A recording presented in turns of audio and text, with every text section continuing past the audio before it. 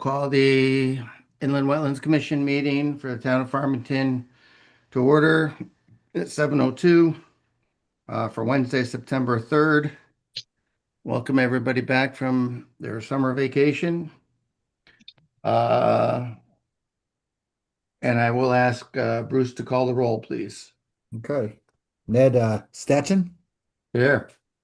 Robert Eisner, David Fox, Richard Berlandi, Here. Neil Kelsey, Here. Andre Simons, Mark Simpson, Here.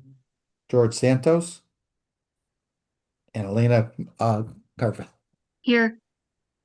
All right. Just for the record, Commissioner Eisner and Fox both did get a hold of me and said they will not be in attendance. So Okay.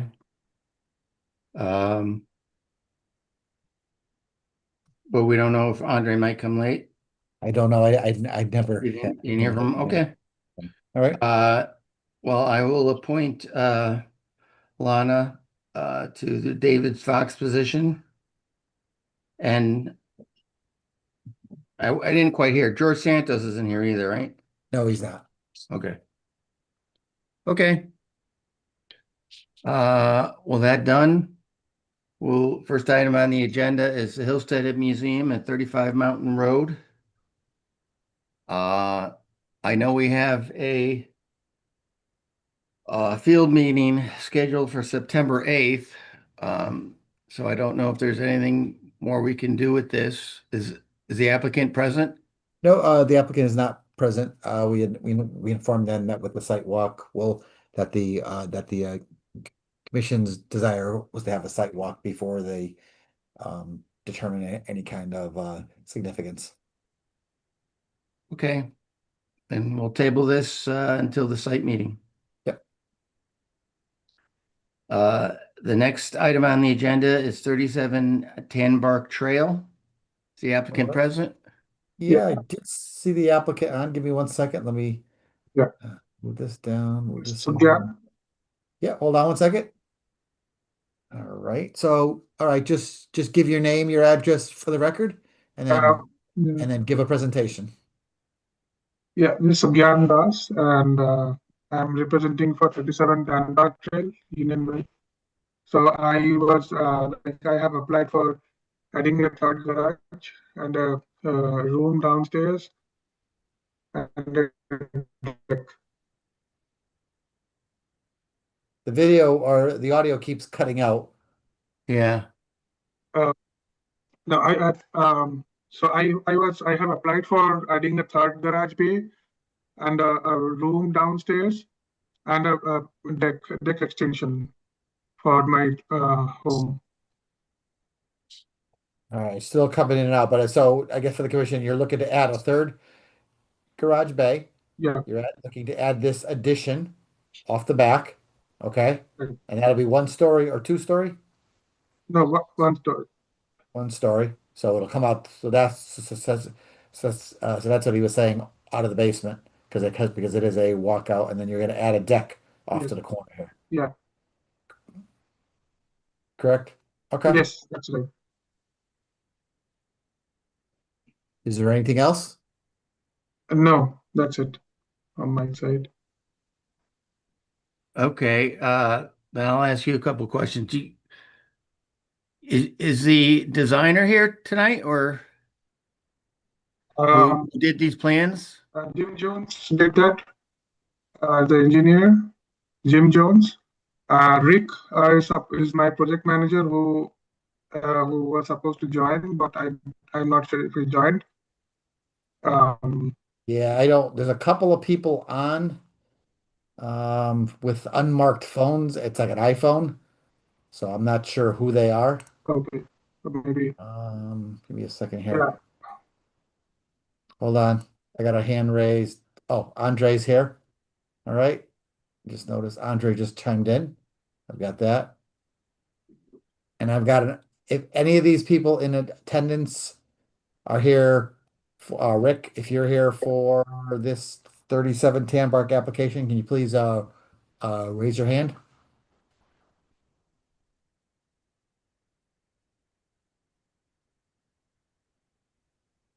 All right, I'm not seeing anybody raise their hand, so I'm not sure if any Um, two are for Rick, so.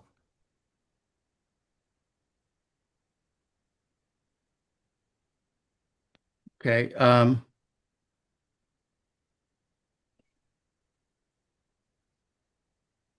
whereabouts in, One second, I got an iPhone 9 just popped in.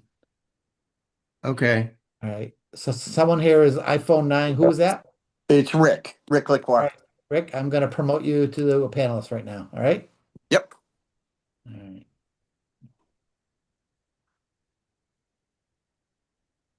Oh, so here it's just Yeah, you just have to accept it. accept it. Join as. Yeah, I'm All having a right. little difficulty here on my phone system. I had to use another phone here. I Okay. apologize to everyone. Name here is Rick Liquor. I'm actually project managing and doing work with the gentleman that owns the residence of 37 Tambark Trail Extension. You did ask a question in regards to who the architect or engineer is. The architect is Robert Jones, which drew the initial plan for the house, the existing house. He is the one that has drawn the plan for the one level addition and the extended third bay garage. As far as the plot plan design and engineering was done by Jim Jones, the engineer who originally did the engineering on the building before it was actually erected, the area. You guys have any other questions for me? so Jim Jones was the, worked for the original developer of the development? Yes, correct. Jim Jones was the actual gentleman who did the plot plan and did the engineering design for the plot plan and the Okay, infiltration and so on. And uh, the gentleman decided to continue to use him since he has everything on record, which I thought was a great idea. And that's pretty much it. okay.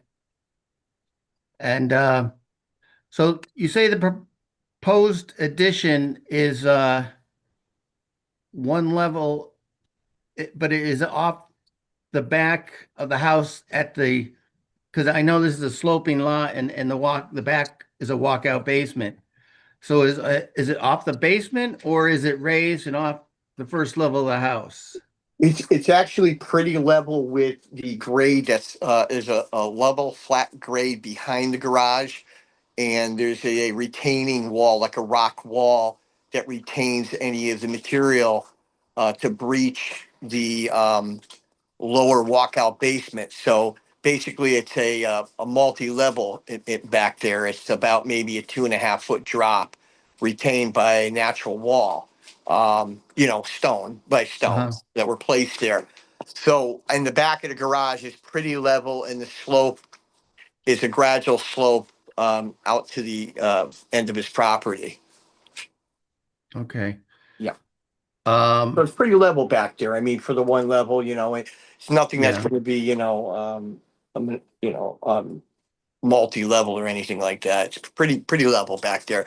I know when I spoke with the engineer, the only thing they had made a point was to make sure that, our infiltrators and stuff was sized accordingly for, the rainwater, in which I told Bruce here that we would follow the compliance on that.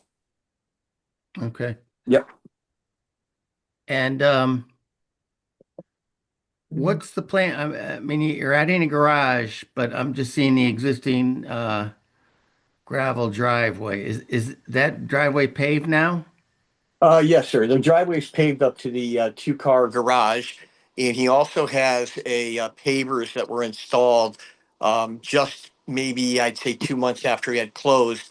He had a company come in and do some pavers on the side there, and those pavers are basically in front of the third bay garage that he is proposing. And that's pretty level over there too. And Jim Jones made sure that we wouldn't be encroaching on our offsets, with the lines and so on with the Yeah. neighbor next door. Okay, I see what you're talking about. Right, right. You can see it right there. Yep.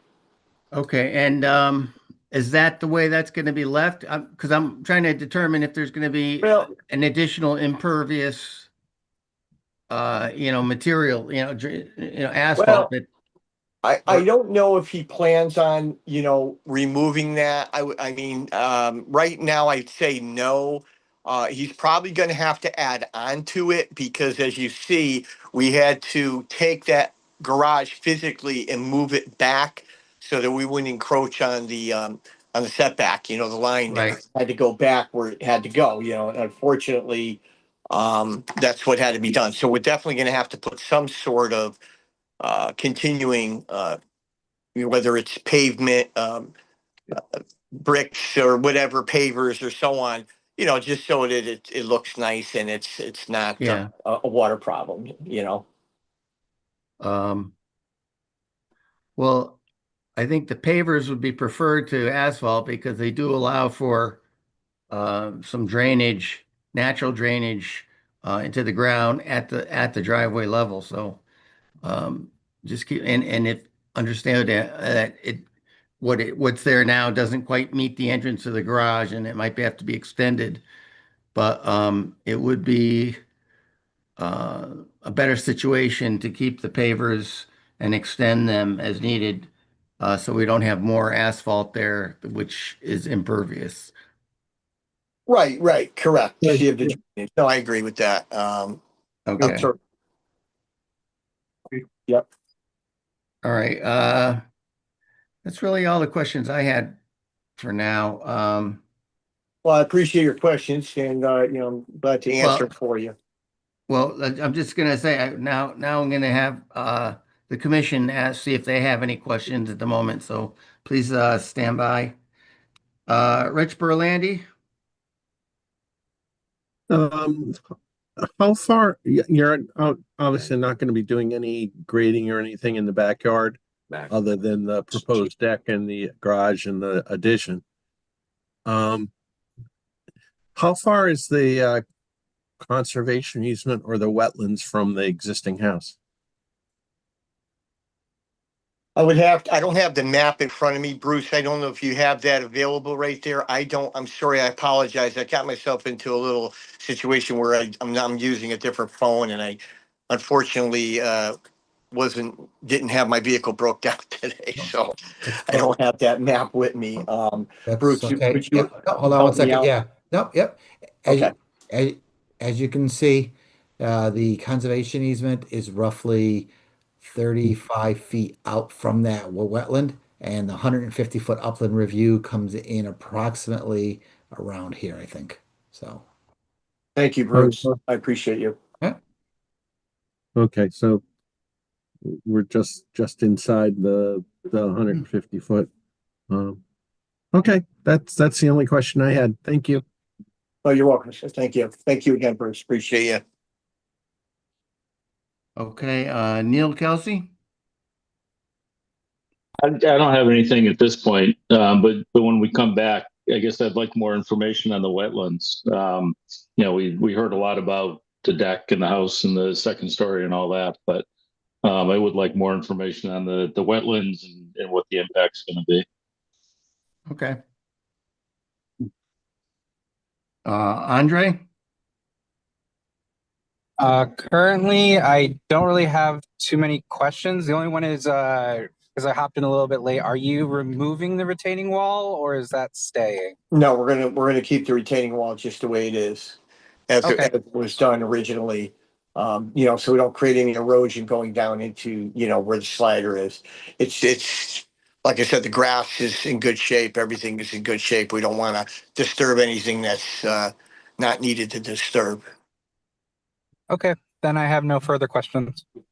All right, I appreciate you guys. I apologize once again. I'm actually at a dealership right now. My vehicle broke down, so. No problem. This is where I'm at right now in Watertown. So I appreciate you, Bruce, stepping in there for me and considering I'm not very prepared with the map and everything in my hand right now, unfortunately. All right, just hold on. There's more. Yeah, we have Mark Simpson. Yes. Yeah, I think I'm like Neil, and probably want to know more about the wetlands. The construction probably at this point, for what I understand, doesn't look like it's going to do much, removal of soil and everything else. So I'm more concerned about what the wetlands makeup is all about. That's all. Okay. I appreciate your concern on that. All right. And Alana Carveth? Yeah, my question is similar. If like I can't really tell from the aerial photos if there is like an open water like creek or anything back there. I guess if there was more information on what exactly the wetland feature is, would be helpful. That's my only comment. Okay. All right, Chair, I can go over that Yeah, if it why don't wants. you do that, please, Bruce? All right. It's not any open water course. Let me go back to the wetlands map or to the It's like a little bit of a leg coming out, or what's that? it's like a little protrusion of the Yeah. Yeah, exactly. wetland So area. give me a second. This thing is a pain. Can't can't scan to it. All right, so here's Plainville Avenue here. Okay. Here's the cul-de-sac for Tanbark. Here's the house in question. This is an existing house that's here. The wetland is a small pocket of a wetland that runs through these three rear yards here. It's an isolated wetland. Okay. And then further down, there's this larger wetland, and then it connects to the very extremely large wetland that's all part of the town open space. I'll show you that right here. So here's the lot in question.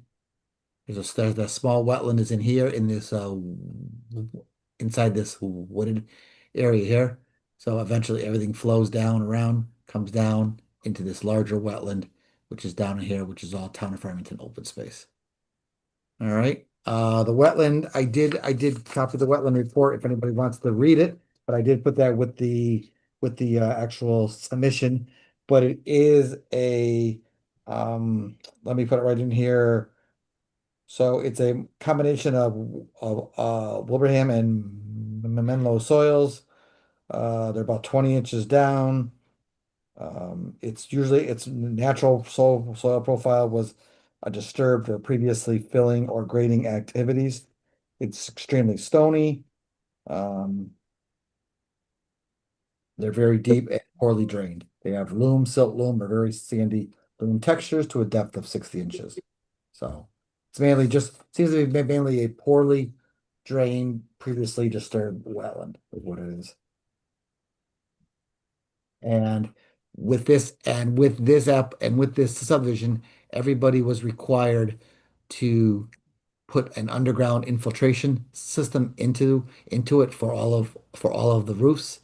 So I had discussed this with the applicant and staff, as I stated in my agenda review, staff feels that they should include a infiltration system to accommodate the additional impervious from the roof. So there's a question of whether they can tie into the existing one and expand it, or run a separate one to a separate roof layer infiltration system over here. All of the work will be within the disturbed areas.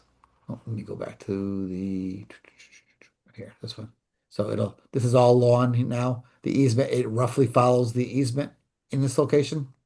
So that roof leader would either be here in the lawn area or connect down to the existing system there. And expanded to accommodate the additional roof area. If anybody has anything else, Okay. or if I can elaborate anymore, just let me know.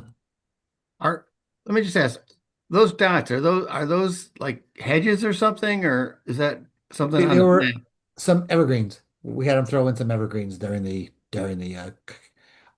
construction of the home. Okay. Um, I'm a little confused on like when I look at this aerial view and I'm seeing an addition off the back. Um, and then I'm not sure if everything in their plot plan that's showing the the new construction that's added. Go back to the one we were looking at previously. Here's the back of the home now. Okay, Does that help you? So the addition will be here. okay. So And some of the stuff showing on that plan is existing. yeah, Okay, really the only thing, let me go back to that. The house, the dark black line is existing house. yeah, These two are existing. right, okay. And then this Proposed, addition will all be right, is proposed, the deck is proposed, and the garage bay is proposed. okay, So going all back, right, this maybe helps. So the garage will yep, be over here, yep. the deck addition. And in this picture, what is that like the back line? I don't know. Is that like some kind of fire pit or yeah, No, I right think there. I think it was a rock. It's just a rock. Oh, It's it's just a large rock. just Okay, mulch. It was just Yeah, mulch. They did a mulch. They used that. They used the mulch berm for part of their erosion control. So I think they just raked it out, added to it, and made a little buffer okay, on in the woods. all right. Okay, so everybody's asked their questions. Uh, I will entertain a motion uh, to accept the application, and then we will need to decide if we want a site visit. So can I get a motion to accept the application for 3710 Bark Trail? Please. So moved. Second, Mark. Okay. So all those in favor to accept the application, say aye. Aye. I Opposed? Abstain?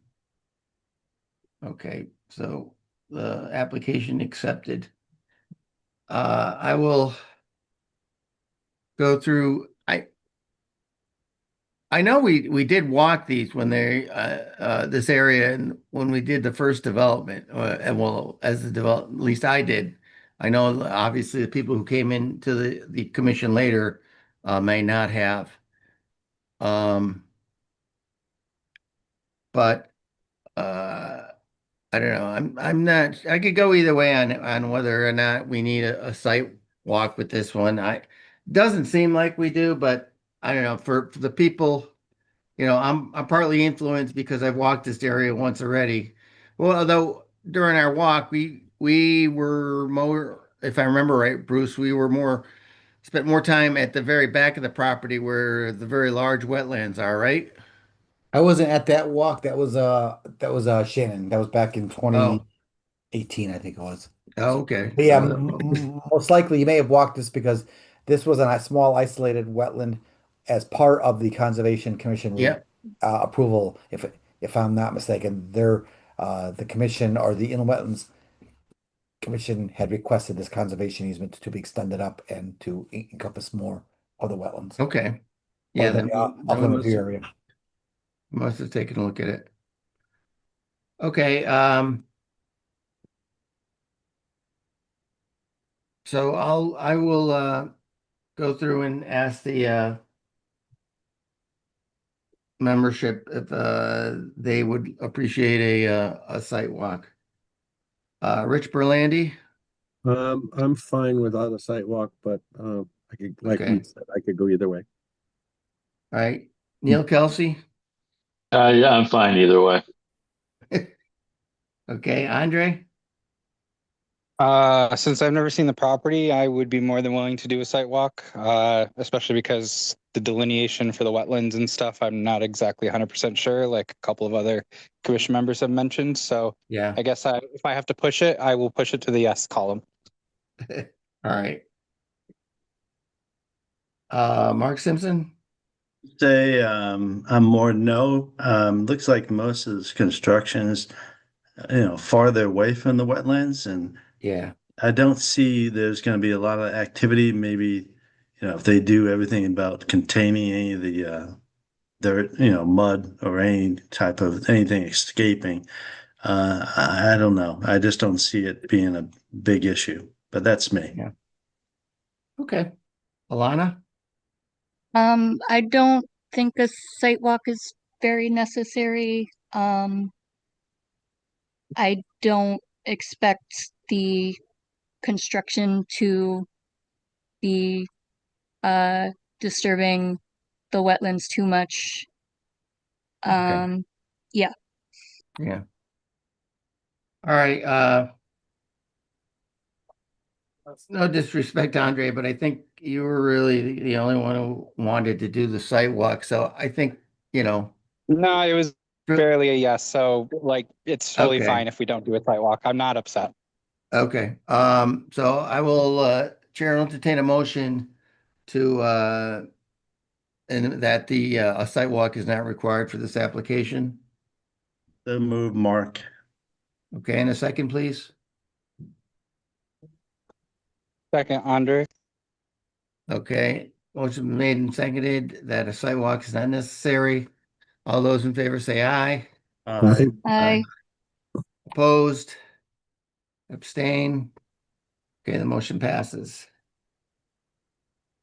And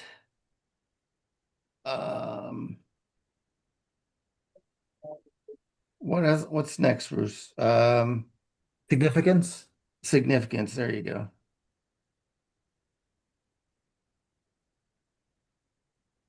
I do not think this is a significant, I mean, the construction is on the side of the property that's further away from the wetlands. It's a new development. I think we're reasonably assured of the conditions that are out there. So I don't think that this is significant. I guess again I will hold the commission and get your feelings on this. Rich, I would say it's not significant. okay. Neil Kelsey, I agree. Andre, I would agree. It's not significant. okay, Mark Simpson, Insignificant. Van. Alana. not significant. Okay, thank you. All right, so I'll entertain a motion that this is not a significant activity on the property. Therefore not requiring a public hearing.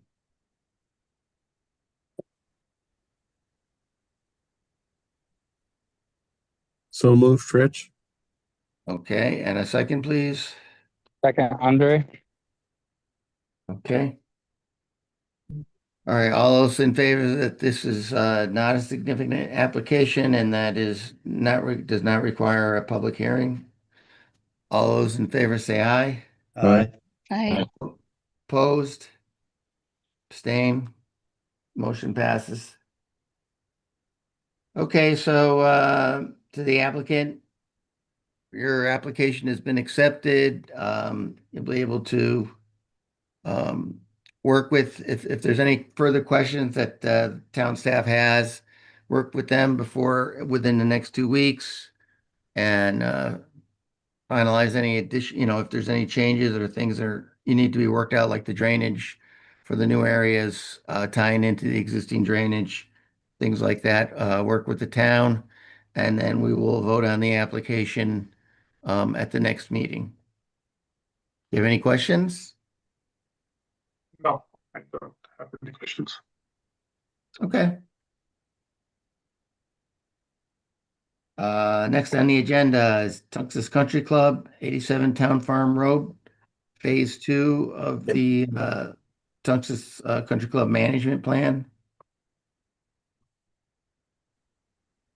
Good evening, Commission. Nice to be back. My name is, first I'll check my audio. Is my audio good? Yes, sir. Yes. Thank you all. My name is Matthew Gustafson. I'm a registered soil scientist with All Points Technology. We're out of 567 Vauxhall Street Extension, Suite 11, Waterford, Connecticut. I'm here on behalf of Tunxus Country Club tonight, presenting a request for determination of non-regulated activities for our Phase 2, which encompasses our general tree removal activities as part of our overarching management plan that you guys reviewed several months ago. Bruce, you can go to the next slide. Thank you. If you may remember, this is Tungus Country Club. We're out over on 87 Town Farm Road, as well as 1024 Farmington Ave. This encompasses 18-hole, 3 different courses, considered 2 18-hole courses and a 9-hole course, divided by Town Farm Road, Farmington Rivers to the east, Route 4 is to the south, and again, Poplar Swamp Brook, which you guys have seen a couple times now, generally runs the north central extents of the properties, draining west to east towards the Farmington River. Want to go to the next slide? So we have several wetland resources on the site. You can see 2 of them in the pictures to the right. One is some of the open water ponds associated with the golf courses. The second is a portion of Poplar Swamp Brook. I'll keep discussing this, but it makes sense to move to the next slide, which shows our mapping of the area. So we have several different types of wetland resources. Obviously, this is a very large property, almost entirely encumbered by the golf course operation. First, we have our federal wetlands, distinguished from our Connecticut wetlands by their characteristics and form. The federal wetlands consist of the western banks of the Farmington River, which is to the top of this map. You have the 5 different open water ponds, which are located throughout, and the, again, aforementioned Poplar Swamp Brook, which on this map is that blue line that runs top to bottom on the left-hand side of this. All of these features are shown on this mapping by that lime green highlighted areas. The second kind of regulated feature out here is our Connecticut wetlands. In Connecticut, as I'm sure you're all aware, Connecticut regulates alluvial soils, so those soils that have either historically or actively deposited within active floodplains, deposit alluvial material within when they flood and they drain back out.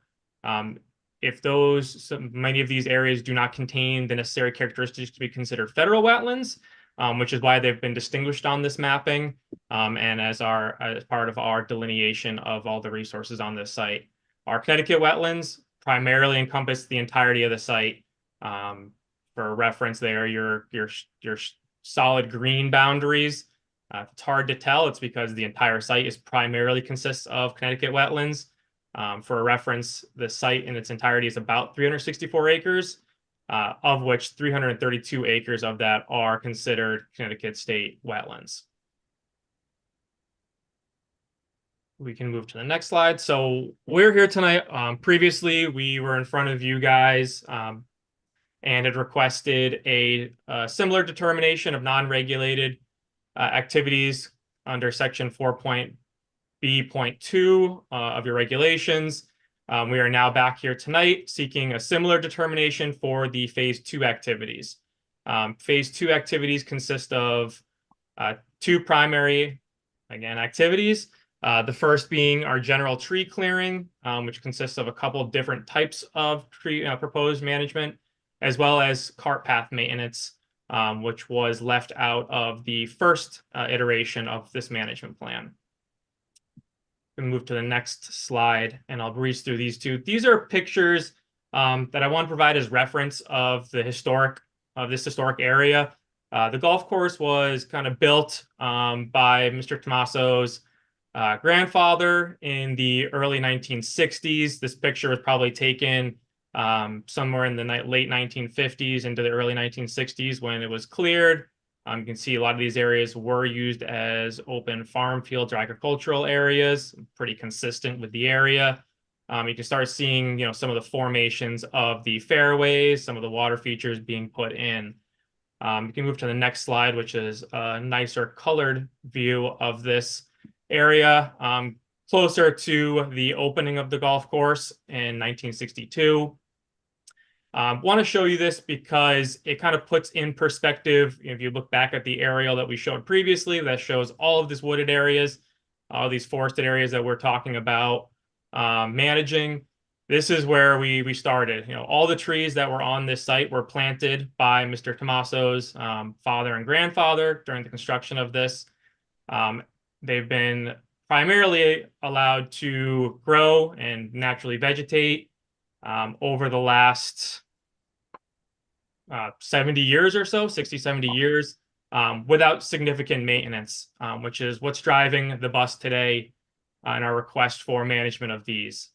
The big ask is to bring the course, improve the playability, improve the conditions. As you saw in our previous application, a lot of the issues stemming from tree overcrowding, expansion into the golf course is resulting in turf dieback, poor playing conditions, and is causing several different problems. Tree root expansion into playing surfaces, cart paths, what have you. If you can move to the next slide, thank you.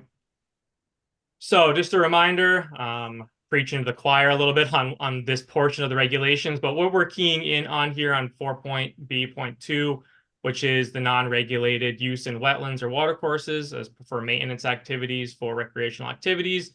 Obviously, as a golf course, we firmly fit into this definition, and these activities we would consider non-regulated because and that's this kind of first portion of the first sentence. They do not disturb the natural indigenous character of the wetland or watercourse, primarily because we are not removing or depositing material, altering or obstructing water flows or pollution of the wetlands or watercourses. We're simply asking to manage the trees that have grown up and are overgrown, overstocked, and causing issues. Similarly, the cart paths, as we'll kind of note in the coming slides, all the cart paths occur. We're not asking for any new cart paths to be built or constructed. We're simply asking for maintenance of the existing cart paths or improving dirt cart paths and to pave cart paths. So those areas are not being altered in any significant way that would disturb, again, the natural or indigenous character of the wetland or watercourse, or alter water flow or pollution to wetlands or watercourses. This piece bold down here, I think, is an important distinction. Again, all of these phase 2 activities that we're requesting tonight are within Connecticut wetlands. These are the areas that are not within or directly bordering any of our federal wetlands, which are the Farmington River, Poplar Swamp Brook, and those open water resources. We understand that those are far more sensitive resources. They provide much higher function and value than the floodplain areas. And we are fully expecting that when the time comes to need to manage trees in those areas, that those will be handled as independent applications, so that we can make sure we properly protect those more sensitive resources. We can move to the next slide, Bruce. So as part of this management plan, again, we were in front of you guys back on March 19th, earlier this year, for the phase 1 activities. Those were the turf management, landscaping, and hazard tree removal activities. Those were all considered non-regulated activities as part of the maintenance provision. What we are proposing or asking for tonight is, again, a similar determination for these phase 2 activities.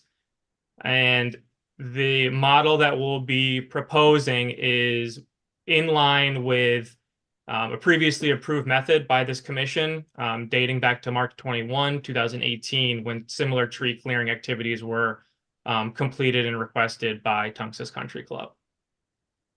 Move to the next slide. So the cart path maintenance, this is a picture of an area where there is an existing dirt cart path. What we are requesting for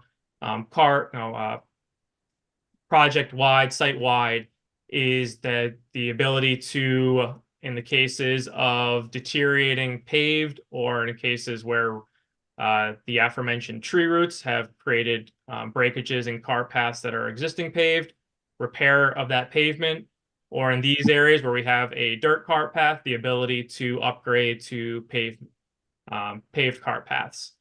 Again, our position is that these would be considered non-regulated activities because they fall into that same definition where they're not altering the characteristics of the wetland.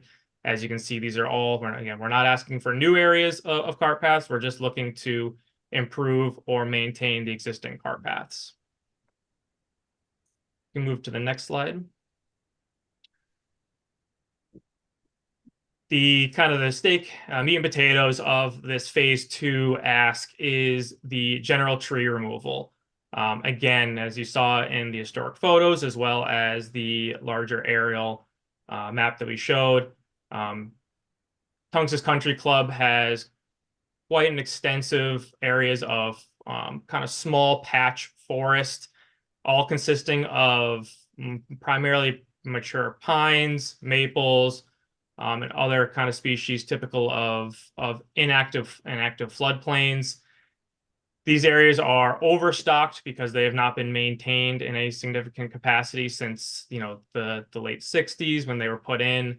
Some have resulted in poor health. Almost all of them are heavily dominated by invasive shrubs in the understory. You have a pretty high prevalence of Asiatic bittersweet climbing over many of these areas, and they've all kind of grown beyond their intended footprint, and again are resulting in, as you can see on this one, we're in a fairway, and you can see the amount of shading that it's causing. That's resulting in turf death, restricted playable areas, and other such problems. So as part of it, we're not asking for clear cutting of all these areas. We have identified 3 kind of primary management tools to help manage these overgrown tree stands.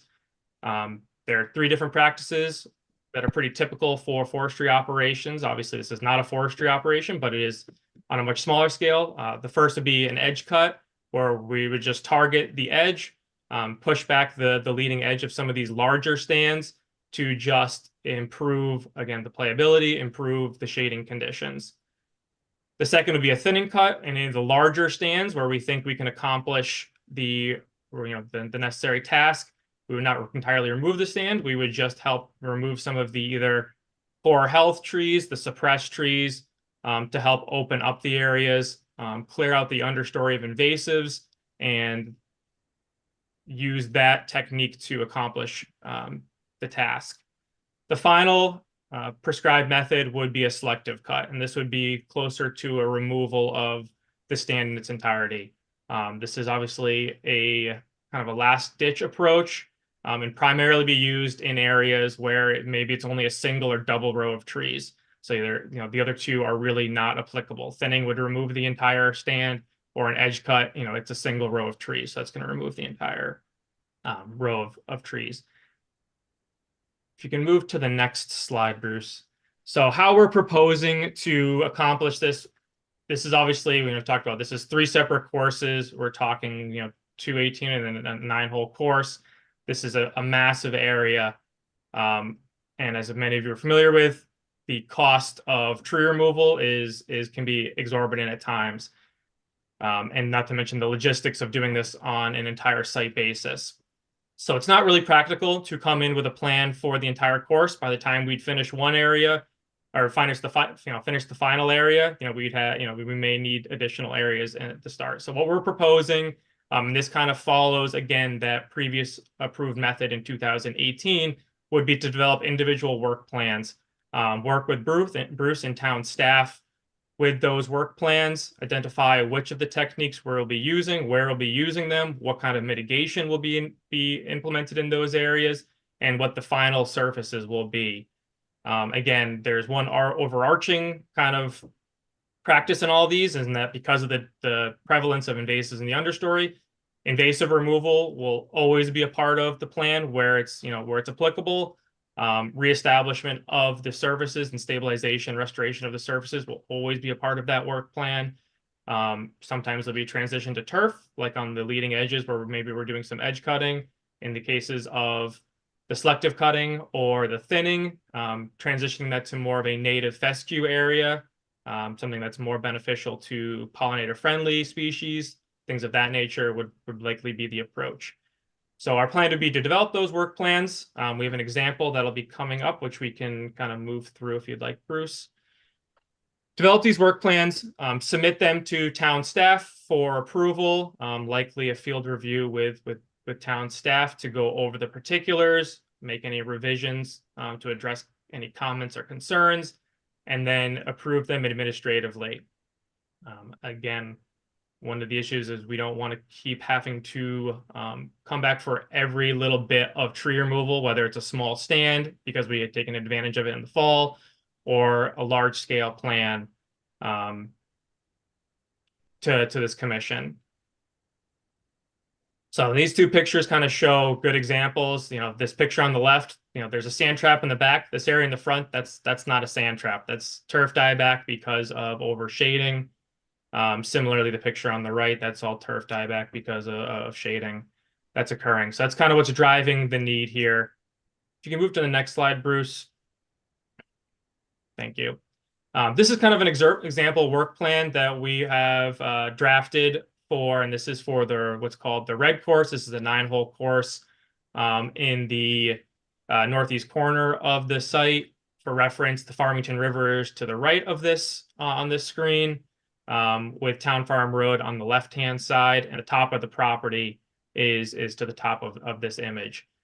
So in this example, this is work that we are prospectively doing, or we'd be asking to do in the fall of this year into the winter of this year, after the course is closed down. In this image, you know, green areas would be considered a thinning cut, orange selective cut, and the purple areas an edge cut. And as you can see, you know, the areas that we're talking about selective cuts are areas where, you know, there really is only one row of trees, or we're removing most of the stand in that area.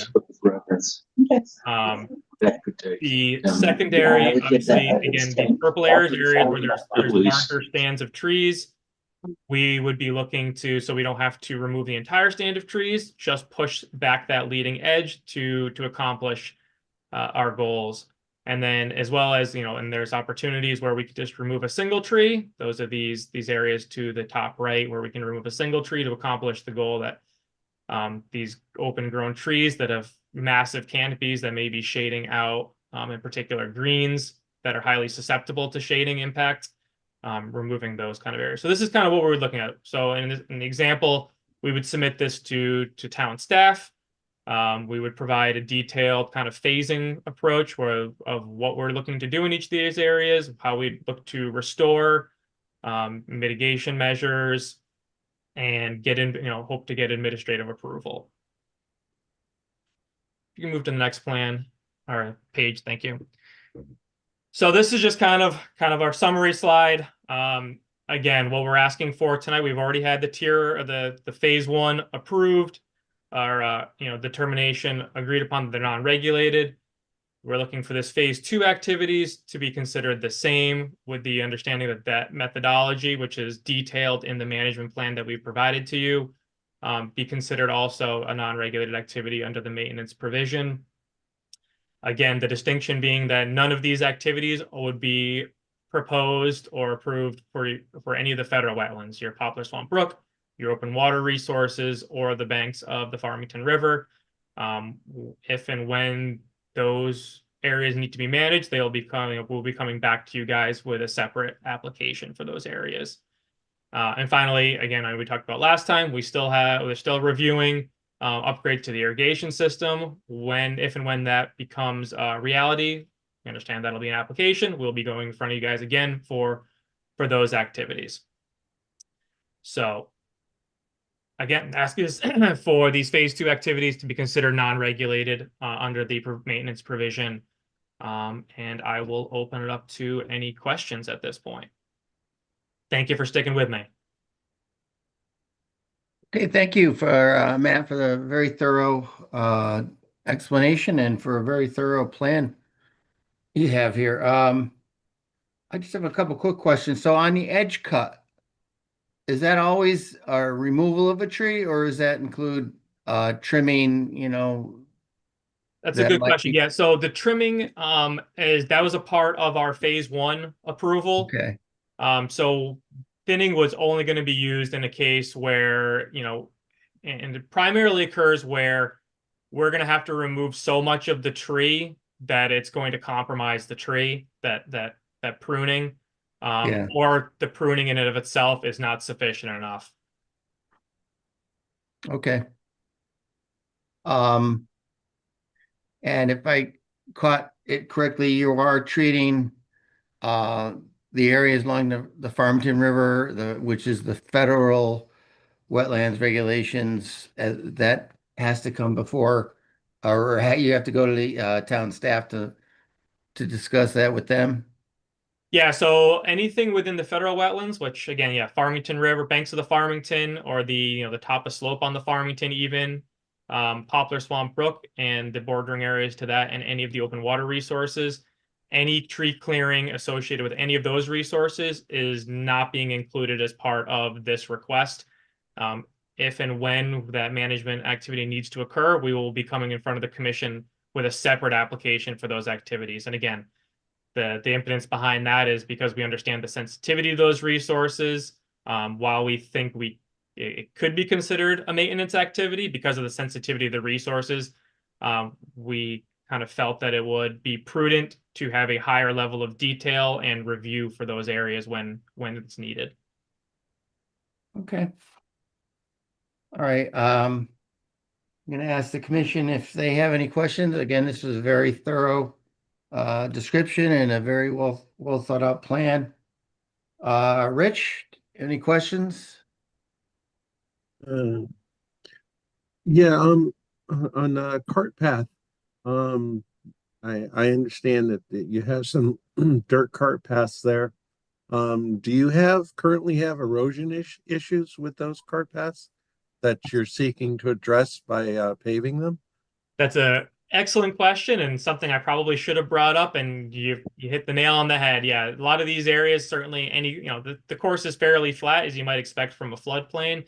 But there are some, these do create preferential flow paths during peak events, especially as, during peak flooding events. So they are experiencing some erosion on some of the cart paths that are dirt. And that is, one of the primary kind of drivers for paving these areas. Okay, any consideration to doing something with a porous pavement so we don't increase runoff? I don't know if we've considered pavers. I know Albert. I didn't introduce him tonight. He's the good-looking gentleman on the call as well.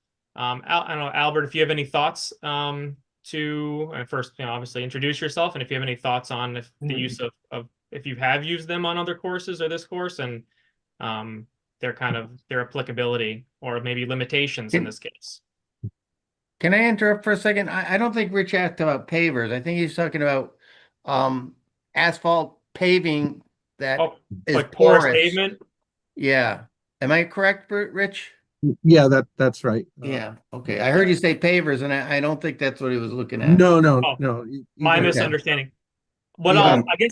I'll start, Albert, and then I'll let you kind of tie in. One of the issues that I've seen with porous pavement is the clogging of the material. Obviously, in parking areas, porous pavement usually is vac trucked out either yearly or occasionally to maintain that porous status. And one of the benefits that when it's applied as a parking lot, you have a very big area. The only kind of material that's brought in is off of cars. Because golf carts are driving on and off these cart paths, the edges are typically dirt. There's a lot of application or potential application of dust and dirt getting into these cart paths that kind of works against the porous nature of the areas, and it makes it challenging to then maintain, and you eventually, very quickly get to a point where it's no longer porous pavement. So again, I'll let Albert, I don't know if you have any experience with porous pavement or if you have any thoughts on the use of it. Sure. Can everyone hear me? Yes. So Albert Tomaso, I'm a Farmington resident at 1 Eaton Place and representing our business here at 87 Town Farm Road. And first, just thanks Bruce and for the commission for your time and attention to this, and of course, Matt, for the excellent plan and presentation. So truthfully, I don't have a lot of experience with pervious or semi-pervious asphalt, and it is something we probably should look into some more, although it sounds like Matt's pretty familiar with it. There's sort of two parts to the cart maintenance. The base request would be to replace like for like. The majority of the cart system is paved and it's held up extremely well, except in places where there's tree damage, in which case it hasn't held up well at all. And so in those areas that have been paved in the past, we would ask as a unregulated activity to, in limited sections as needed, repair and replace with like for like. As far as converting some of the short dirt sections that approach the main paved system, we could explore alternatives to that. Yeah, I mean, my concern's not so much with replacing like for like, in which case you're not increasing the runoff. But in those areas where you're converting a dirt path to a paved Mhm. path, some mitigation might be appropriate there. That's all I have.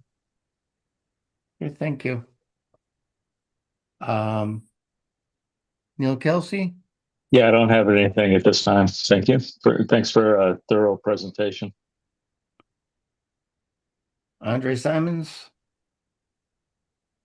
I have no questions or comments.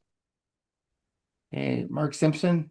Yeah, I just want to confirm in my mind what you're asking here tonight. So, anything in the Connecticut wetlands area that you're proposing to do tree maintenance, cart maintenance, and that, is this a one-time? It doesn't sound like it's a one-time thing. I think are you thinking in the future that any work that you're doing that comes under this proposal of maintenance on a golf course, that you wouldn't have to come in front of the commission again? I'm not saying I'm for or against. I just want to make sure I understand that you're saying that this type of work should be covered under that clause. I think that's a fair characterization of our request, to kind of provide some clarity. Mhm. And maybe some background on this. Obviously the management plan is somewhat unique in this town in that I don't believe any of the golf courses or the public course has been asked or required to put together a management plan like this for any of their activities. So we have proactively provided this management plan to kind of encompass what we consider any potential activity that the course takes as part of their maintenance work, associated with any of the areas that are within, regulated resources, in which case, and the Okay. site is a majority of the site. As part of that, as part of the phase one activities, we had a number that we've already discussed. And as part of this phase two, that is a fair characterization. We have there's widespread pockets or individual lines or individual, landscape trees throughout the site where there are mature trees. As part of their management and maintenance of their golf course, it necessitates the removal at times of these trees where other practices aren't feasible. Certainly their preference is to keep the nice pretty trees where they can, but there are times where the stands have overgrown and it's just not possible. In those cases where it's deemed absolutely necessary, again, our ask is to use one of the three kind of prescription methods to manage the tree areas. And our proposed methodology to do that is to come up with work plans that we would submit to town staff for administrative approval. So we're asking that that process would be considered under the non-regulated maintenance provision. Yeah. And you are correct. We would have to keep coming back to the commission. And we'd go through administrative approval, working with town staff on each of those individual plans. But to your point, no, it's not a one-time thing because of the extensive, nature of the work. But it's neither economically nor logistically feasible to do a course wide at one time. It'll be going in and targeted up, and certainly it's not feasible during 3/4 of the year when the course is operational. They really have to target it during inactive periods. So again, we submit a work plan of the areas, what we're doing in those areas, how we're restoring, managing, and mitigating for the tree clearing to Bruce and staff, get their approval. It may or may not facilitate, it likely would facilitate a field visit for those areas to kind of go through them. Once, town staff is comfortable with the plan, they would be able to administratively approve it under your authorization, and then Tungus would be able to do that work. So, Yeah, I understand that you obviously are in business to let people golf, so doing it at certain times of year would be difficult. But and there's water hazards enough already. I think having a tree fall on golfers might qualify as maybe a little extreme when you come to hazards, something like that. But that's just my opinion. All right. Well, I have no further questions. Okay. Let me question to Bruce. So Bruce, as part of this process, they're going to submit the plan to you. And if you feel that the work they're recommending is kind of beyond their scope of what the phase two planning part is, then you would tell them that you're going to need to go to the commission on this. But I don't know, they have it pretty well laid out here as to what work is included in, the three different types of cutting, and they're going to tell you what cutting they plan to do in what areas. So it looks pretty thorough to me, but you are our safety net, and that if something came to you that you didn't think fit this, then you would have the right to go back to tell them that they should submit an application. Is that correct, Bruce? Agreed. I mean, and that was my intention, is that once we meet out there with them, come up with an idea, if there's anything that one of two things, I could keep you guys regularly updated on our meetings during our normal inland wetland meetings. And if there's something that I feel is a little suspect, shall we say, I may ask them to hold off, I can bring it to the commission, have them take a look at it, and then they can determine whether they feel it's within the confines of the permit. Okay. All right. That answers my question. Thank you. Alana? I don't have any questions. Okay. Well, um, as we voted in phase one, I do feel like while that this the operation of this phase two should be a permitted use as a non-regulated use for the wetland and water courses. But I will ask the commission if what their feelings are, or yeah, why don't we go through? Bruce, do you think this is a permitted non-regulated activity? I'm sorry, Rich. Yeah, I would agree. Okay. I would agree to that. Neil? I agree. The only comment I'll add is that before we give carte blanche, and I know that's an extreme term, we're not really giving carte blanche, but before we approve something that allows any operator to work with the town, I'm just worried that we don't set a wrong precedent. So, have conditions, and I don't know what those are, but do it in such a way that it's limited to golf courses or whatever, so that we don't open up a can of worms and have other applicants not come to us and say, "Oh, we just worked with the town." That's all. Yeah. Okay, I can understand that.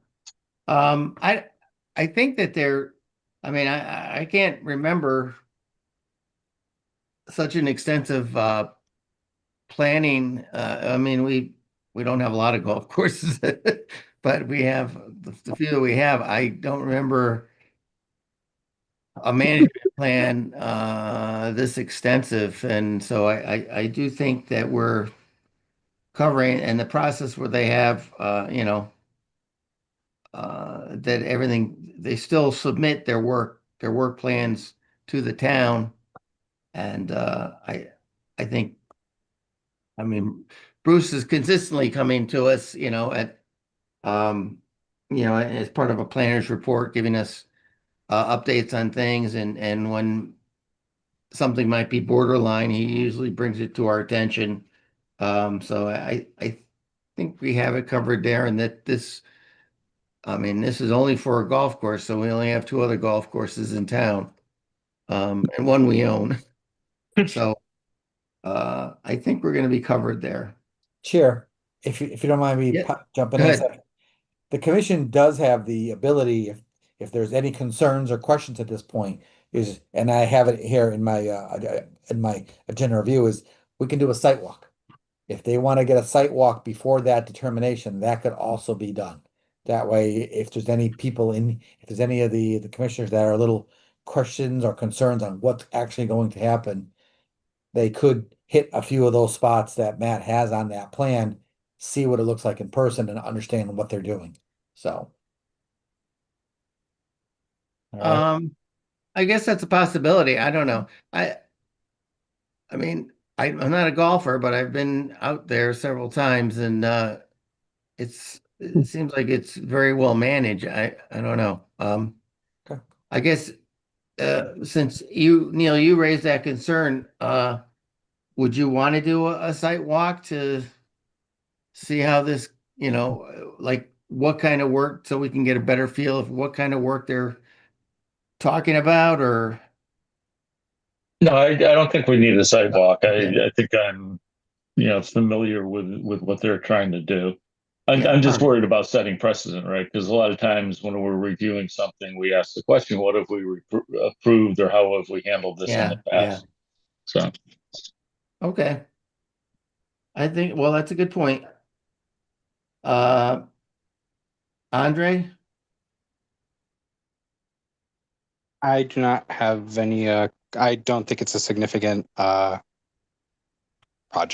I agree with every other commissioner so far. Okay. Permitted as a non-regulated use. Okay. Correct. Mark?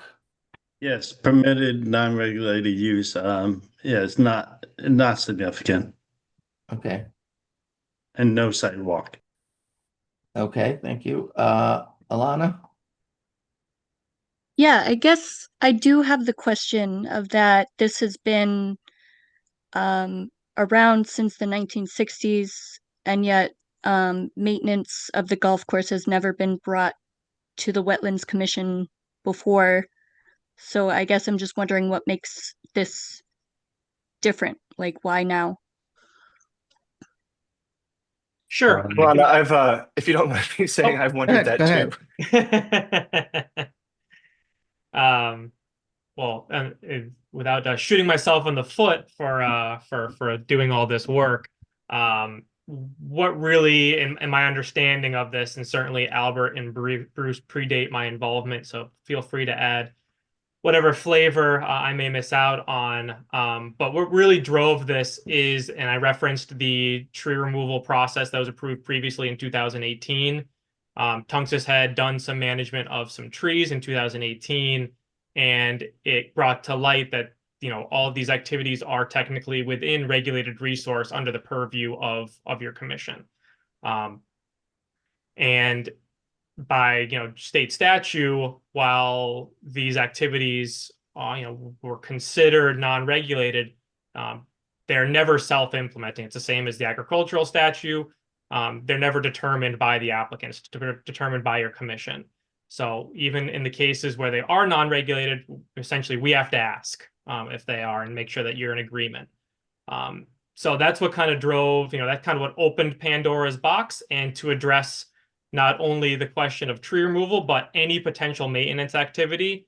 Tunxus Country Club took the proactive approach of developing this kind of master management plan for their course for any potential activity that they occur within resource areas. We tried to be as comprehensive as possible when encompassing everything that they do on a daily, weekly, and yearly basis. so that there wouldn't be any questions as far as what they're doing in your regulated, in your regulated wetland areas in your town. So that's what kind of drove the bus on why we landed here today with this this management plan. Thank Okay. you. Got it. All right. So I do think we have consensus here. So I will entertain a motion that this phase 2 of the maintenance of the golf course is a permitted non-regulated use. Please. So moved. And a second, please. Second, Mark. Okay, so motions are made and seconded that this phase 2 work, which requires that they go back to town, they show their plan of work to the town staff for his approval, his or her approval, and that it is a permitted non-regulated use. The motion's been made and seconded. All those in favor say aye. Aye. Aye. I Opposed? Abstain? Motion passes.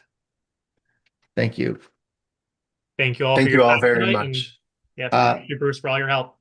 Thank Welcome. you.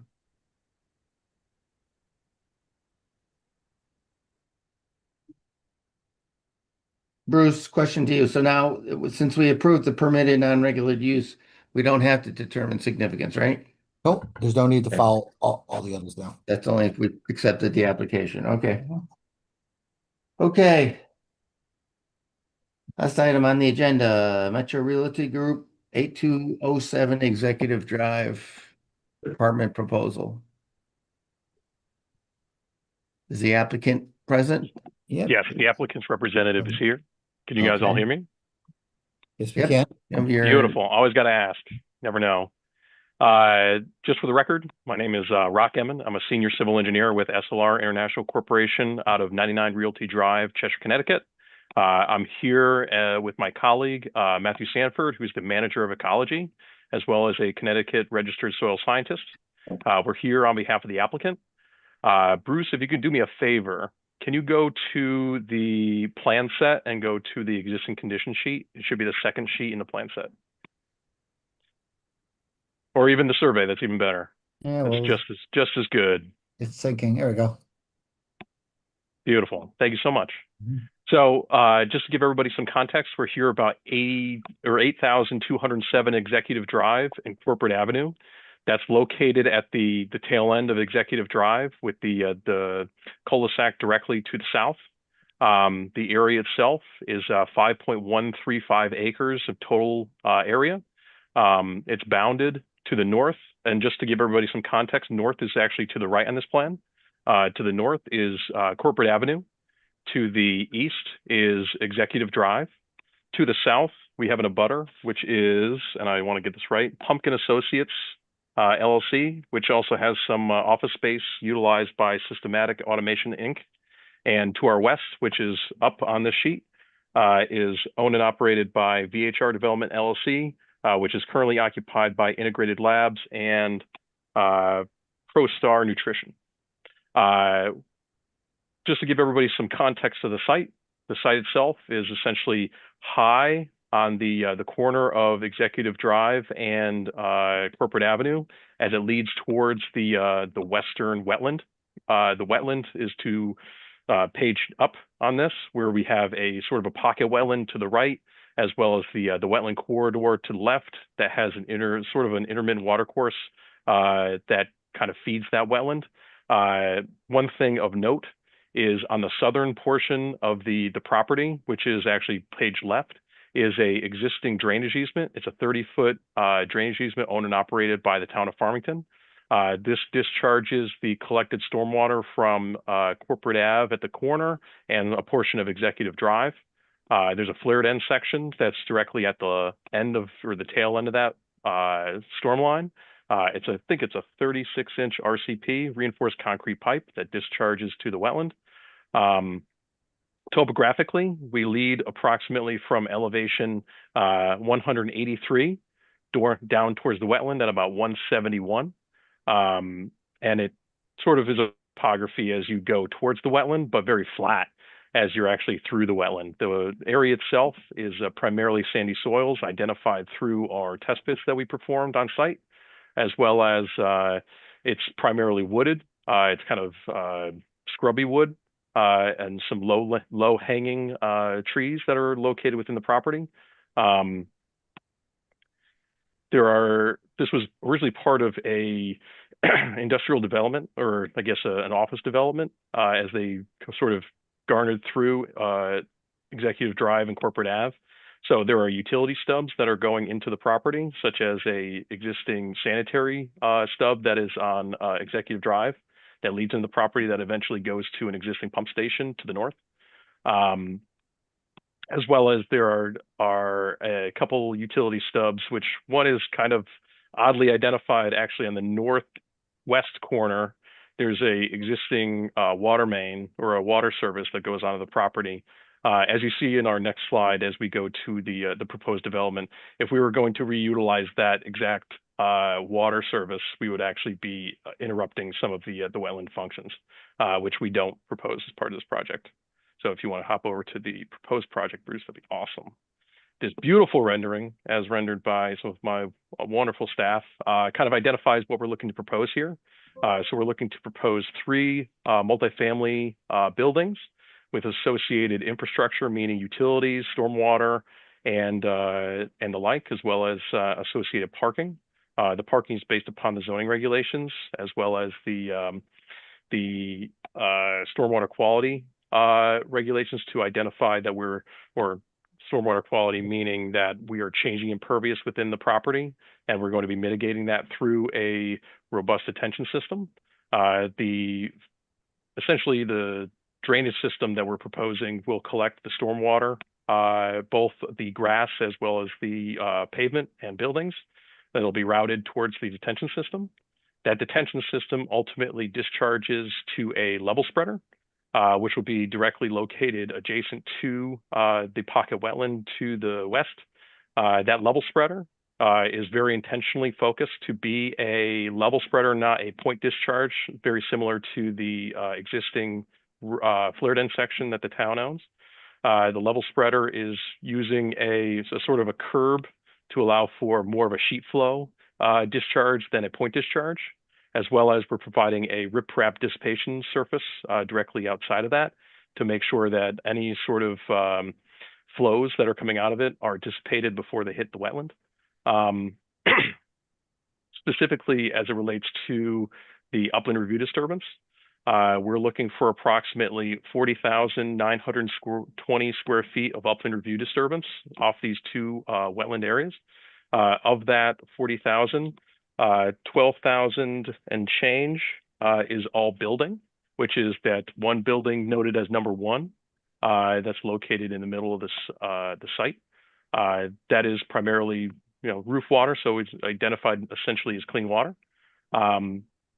That'll all get picked up by the drainage system, and that'll all go to the underground detention system, which will mitigate peak flows and provide water quality through the water quality volume, as well as we are providing a hydrodynamic separator prior to the underground detention system to dissipate and capture the 80% total suspended solids.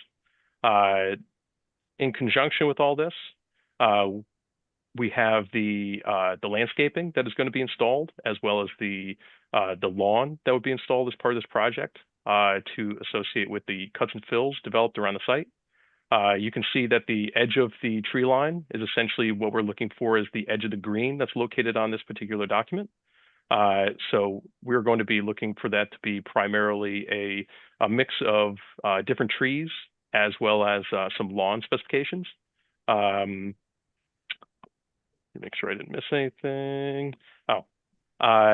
Obviously, with all sorts of developments, we're trying to make sure that we're meeting best management practices. So all the upland review disturbance and all the erosion controls will be based off the 2024 Connecticut guidelines for soil erosion controls. Bruce, if you could go back to the plans and we can go to the sediment erosion control plan. That way everyone can see what's occurring. This is perfect. So this is the sediment erosion control plan. And if you could zoom in a little bit, awesome. So what we're proposing here is what we kind of typically do for all activities within the upland review is provide a double row of silt fence and straw wattles to make sure that we're both dissipating any sort of flows that could potentially go towards the wetland, as well as making sure that it's going to be filtered. Additionally, with that, any sort of steep slopes, specifically as it relates to the outlet, that's going to be the level spreader.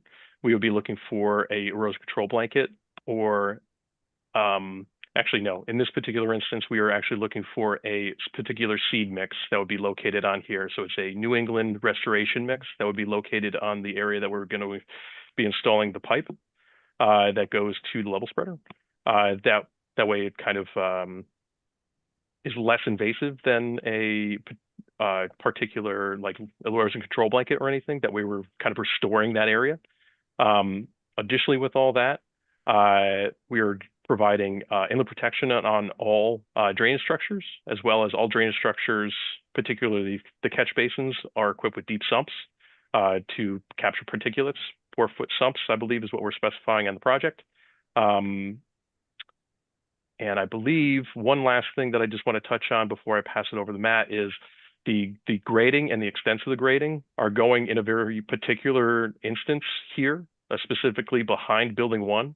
As it relates to the wetland, there's an existing berm that we are respecting between our development and the wetland.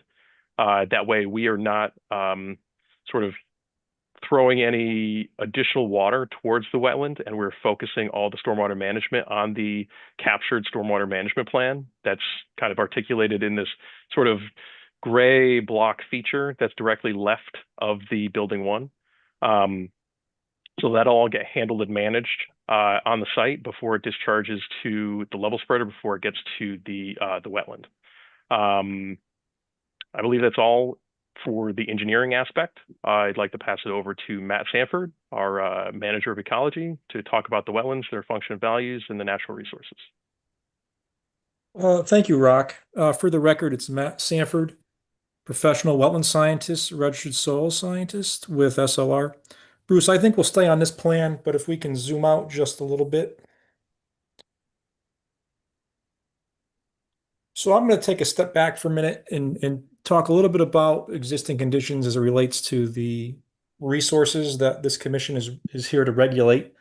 The first thing that we do as soil scientists is to review the NRCS web soil survey mapping. And when we reviewed the mapping for this particular site, it gave us 2 soil types on the site. One being eudorphins, which are typically upland man-made soils, and the other being the Timucua and Natchug complex series, which is typically a very poorly drained soil. So we classify those as hydric soils. So those are the 2 soil series that were identified on the site. And when we look at context and we look back historically on the site, in the 80s and the 90s, this particular property was used as laydown area for the construction of Corporate Avenue as well as Executive Drive. So this area was once cleared. And I think that's important to note because that's shaped a bit of the existing topography that's on the site, as well as the existing habitat that's out on the site. So when we did our investigations on June 3rd, 2025 of this year, we flagged 2 specific resource areas. The first one being the isolated watercourse depressional pocket that Bruce is circling. That's represented by wetland flags 1A through 6A. That area is a man-made depression. So it was, if this commission decides to schedule a site walk, you will see this out there. It's basically excavated. They've intercepted the seasonally high groundwater table in this area. It's got fill piles all around it. It's actually got anthropogenic debris either old silt fence or geotextile fabric is located adjacent to this particular resource. We are calling it a watercourse, but it does support amphibian breeding during the spring months. We have conducted amphibian breeding survey out there, specifically looking to see what species are utilizing this depression. The depression typically holds anywhere from 18 to 25 inches of standing water during the spring months, during our seasonally wet months of the year. And then as, summer comes upon us, that groundwater infiltrates, evaporates, disappears, and you're left with a dry depressional watercourse basin. The results from our initial surveys on site showed that this watercourse depressional feature can support two amphibian species, one being our common green frog that are typical of most of our ponds, and that also being we did find one wood frog tadpole in this particular depressional watercourse area. Very low number. Again, what it really points to are a couple things. One being that this site's been, again, historically disturbed in the 90s. It was all cleared. As we know, amphibians such as wood frogs like forested environments. So obviously that 80s and 90s work likely decimated the population that may have been here at one time historically. Number two, it's obviously this is an infill project, so it's a fragmented area habitat-wise with the commercial buildings located north, west, and obviously Executive Drive being located east, and even some additional buildings located south of this particular site. The other thing to keep in mind is that when you have a depressional feature that supports green frogs typically prey on wood frog tadpoles. They're the more aggressor, they're a predaceous frog, and so they oftentimes, if they do get into a vernal pool or a pond that has wood frogs in it, they will suppress that population significantly. So with all that being said, we believe that this particular area is of low quality as it relates to vernal pool habitat, and wanted to point that out. And you'll see that in our August 25th, 2025 wetland report. Talking about the next wetland area, the wetland located on the southwest side, there's an interesting feature here that starts really at the northern end of the site, just off of Corporate Avenue. There's a man-made drainage ditch that I think Bruce is pointing to right here. So it's a trapezoidal channel, again, probably made sometime in the 80s and 90s as part of the land disturbance that was ongoing here. It doesn't appear to be directly connected to any stormwater outfall that we could find in the field, but it starts out as a man-made drainage ditch. And as it moves south on this property, it eventually, the actual drainage ditch takes on hydric soil properties. And at that location, and you can see here, I think it's flag WA 104, is where those hydric soils were encountered. And as such, as soil scientists, that's where we began our flagging within the drainage ditch itself.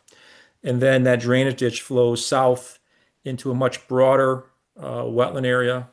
This wetland area, as we call it from a accordion classification system, is a palustrine forested wetland.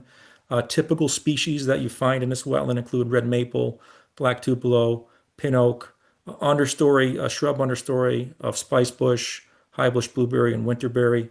And then your herbaceous layer, where your greens are, is basically skunk cabbage and cinnamon fern. It does have some microtopography in it. And in the spring there is some standing water, much shallower water level conditions than what we observed in the depressional watercourse that I described earlier. Usually water levels in this are anywhere from 4 to 6 inches. So those are the wetlands of themselves. So let's talk a little bit about, if we zoom out just a little bit here, Bruce, we can talk about proposed activities. As Rock had mentioned, we have a robust sediment erosion control plan. I think most importantly, when we look at this site, we have maintained a significant amount of vegetative buffers from the resources. In particular, I would point out that the depressional watercourse in the northern part of the property has an approximate 100-foot buffer, vegetative buffer around it. Also, I think it's important to note that the watershed, the contributing watershed to that depressional watercourse, is going to remain intact, meaning we have no development activities that change that watershed that currently feeds that depressional watercourse. And I think that's important to note. Secondly, as we move into that western southwestern wetland, I think Rock pointed this out, but what's interesting on the site is that again during the 90s, the construction activities actually formed or created a earthen berm along the property. And I think Bruce, you're right on top of that right there with your cursor. If you kind of go north south, and so that earthen berm makes a really good break for the protection of the wetland that's located obviously west of that berm. So the berm is in the upland area. It's vegetated with a variety of trees. As we were developing this set of plans, one of the recommendations as the soil scientist was, can we maintain that berm as much as possible because it's higher in elevation of the development, and then it's obviously very protective of the wetland to the west. So during the design process, that berm was able to be maintained. And I think that's important to note. We are maintaining or providing an approximately 50-foot buffer along that eastern edge of the wetland. The one exception or one area where we actually are encroaching closer to the wetland is for the installation of the level spreader associated with our stormwater management system. As Rock explained, that area is a relatively narrow corridor that we have to clear in order to install the infrastructure. That area will be stabilized with a native seed mix when it's all said and done. So from my perspective, I believe that we have provided adequate buffers, vegetative buffers along the southwestern wetland. We provided a significant buffer around the depressional watercourse on the northern part of the site and have maintained the watershed around that watercourse. So with all that being said, it's my professional opinion that the project as designed would have no significant adverse impact to these wetland resources. And with that, I think we're happy to take questions and comments from the commission at this time. Thank you. Thank you for the presentation. Of course. I'll just say, kind of historically speaking, this commission is always trying to at least encourage developers to try and keep encroachment into the 150-foot upland review area to a minimum. And I don't know, you got the entirety of building number one, 3 stories, 29 units is entirely in the 150-foot approach, and then some of the pavement going past that. So I don't know. This is we'll definitely have to take a site walk out here and see what's going on with that. But I don't know. You said that when Corporate Ave was first constructed, or because this was a commercial area, and this area was completely cleared. What Yeah, evidence so that this yeah, is I don't completely know if we have cleared? the 80s and 90s aerials. Yes, I or- do. Give me 1 second. Here you go. Maybe a little, try to bear with me here, but on the left, on the right is 2019, which is today, which not today, but it is developed, and the lot in question is here. So here's Hyde Road, here's Executive Drive, and here's Corporate Avenue. So this is the actual lot the way it looked in 2019. This is an example of what the area looked like in 1934. So there was a combination of farm fields, open area. All right. This was in 1990, the beginning of the development going in. Okay. You can see this building was in. They're grading this out. This was graded. There's looks like the office building that's out there now, portion of it is actually under construction. The pond was excavated, and there is that swale / trapezoidal channel that Mhm. that Matt Sanford was talking about that comes through there, that comes right in through here. I've always been told that it was that as part of it, it was a quarry, or not a quarry, but a sand pit. It was a sand mining operation through here that hence is why the pond is excavated the way it is and the way this area was all graded out prior to any buildings being built. So just for the record, Matt, ask Sanford again. So this is, yeah, perfect, Bruce. If you can see here, you can see Executive Drive cul-de-sac right there, and right to the west of that is our site, and you can see it's been cleared. Yeah. What you're seeing to the west of that parcel is the wetland that still has trees remaining in it. But you could see that the entire parcel that was upland and that was sand and gravel was cleared. And so if you go when the commission, has an opportunity to do a site walk, when you're out there, you'll notice that the tree caliper size, our DBH of trees are not very large. The types of species of trees out there are early successional. So we're looking at our poplar, our white pine, our black cherry. There are some oaks now that are starting to come in. So a lot of our early successional species are present. So that, again, those give you indication of what I would call recent disturbance, the 90s, 80s area.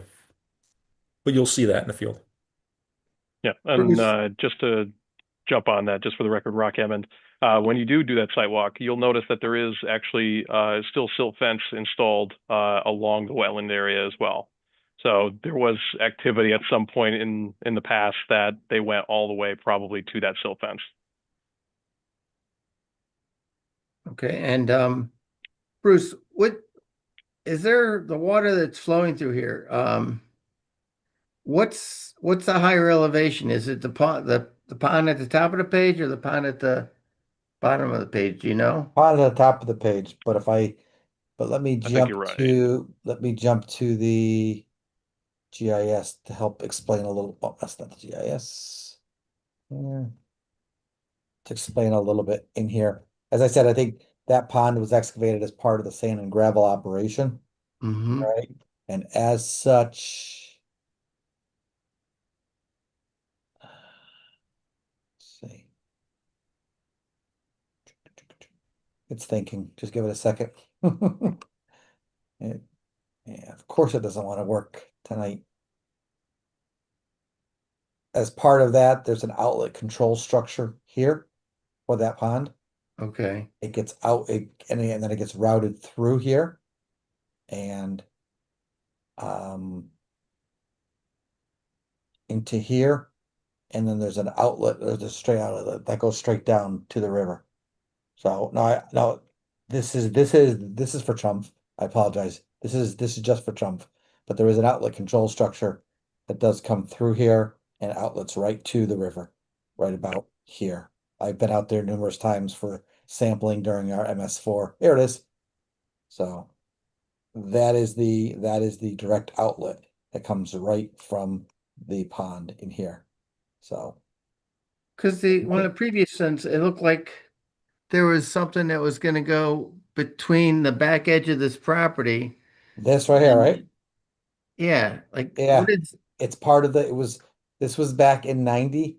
So I'm not sure what they were doing. okay? I have the original development plans. It doesn't look like anything was being done, so maybe there was some intention of running this through here. Is there? Do you know of any pipe that goes underneath that roadway No, there? no, I don't know of any pipe. Okay. So, but it looks No, like and we didn't find any pipes either, Chairman, out there. yeah. And if you Okay. look like so that this was in 90, and let me jump on to the near map. And let's take it to today or April of this year. So as you can see, there's nothing Yeah. really at this point. It just comes out a knob through here. Okay. Like I said, it has the resemblance that it could be something that came through there at one point, and maybe that was part of the original Yeah. excavation of that pond, and this was being used as an overflow during some higher storms to channelize the water through the I site. look at it right. Right here? Get when you get closer to the road. Yep. that right there almost looks like an inlet to No, it's a, something. no, I'm not aware of anything. It's not showing Okay, up on any of our prints. We could definitely go out there when we, if and yeah, when we do a site walk, we can stick our heads over there. okay, I think it may have been a temporary thing until the overflow structure was installed and yeah, rerouted through over to the I always want to call it Pequawit, but the Got swamp. yeah, Scott Swamp Swamp Brook, Brook. yeah, So okay, all right. I think that's all I had for questions. I think we're definitely gonna need a site walk here. But let me open it up to the commission and I'll ask well, we'll start with Rich. So if you have any questions, please pose them to the engineer, and also let me know if you think a site walk would be necessary. Well, I agree that a site walk would be a good idea here. Okay, I don't have any additional questions at this point. okay. Neil Kelsey? No questions. I share your concern on the 150 foot. And looking at building one right on this on the screen. Yeah, And yeah, a site walk would be helpful. okay. Andre? Not have any questions at this time. And a site walk? Feelings? Andre, do you have opinion on the site walk? I might have lost him. Okay, no, Mark? it's back on mute. All right, No questions and sidewalk. Definitely a sidewalk. yeah. Okay, Alana? Yeah, I have a question. Were amphibians like the only species that you were surveying for, or were there any other species of conservation concern that you might have seen or been looking for? Sure. Again, Matt Sanford for the record. So, one of the things that we did early on as part of this is we always look for potential for the site to support any listed species. So we reviewed the natural diversity database. That's a map that's produced by the Connecticut DEP NDDB program, and that gets updated twice a year, typically around December of a given year, and then kind of middle of the year in June. So based on our review of that particular map and system, they have not identified this area as having the likelihood or potential for listed species. So, and when we talk about listed species, we're not just talking about amphibians. It could be plants, it could be another reptile as opposed to amphibians. It could be a bird. It could be other wildlife species. So no, the mapping doesn't indicate that this site has any potential for listed species. Obviously, when we're doing our investigations, we're cognizant of the type of habitats that are out here. And obviously, if we come across something, we would certainly report that as part of a part of any reporting that we do on the site. So no listed species were observed during our field investigations. So our focus as wetland scientists is to determine, do the wetlands themselves have the ability to support amphibian breeding? And obviously, when we were out there in June, we saw this depressional watercourse feature, as I described earlier. We saw some movement in and around that depressional feature, and so we pulled out the dip net, went inside with our muck boots, and started dip netting around the depressional watercourse, and started pulling up tadpoles, as I described earlier, green frogs. And after about 2 hours of dip netting, we found one wood frog in there. So that was our primary focus after we did our initial flagging. Again, no listed species were noted on the site during our investigations. Okay, thank you. I think a site walk would be warranted. Okay. I just thought of one other question. Bruce, if you could like bring up like the layout and landscaping. I had a question on the wetland flags. Okay, go back to the One or two, yeah, This should be appropriate this one. yeah. because it's nice Yeah. and dark and black and pops right out. Yep. Go back to the other, more to the right. Yeah, hold on. Just try to get this is a Okay. pan deck to get this to pan. All right. If you can go up a little bit. Yep. That's what I'm looking at. So why does the wetland take that jog up there for points 102, 100, 101? What's going on with that? Um, take a jog. So essentially what the wetland is doing is, so let's start with 104 and 103 and then explain kind of what happens here again. So 104 and 103 are the end of the drainage ditch. That's the drainage ditch that at that area started to show Right. hydric soil properties. Okay. So we flag that as wetland. As you move south, this wetland fans out both east and west.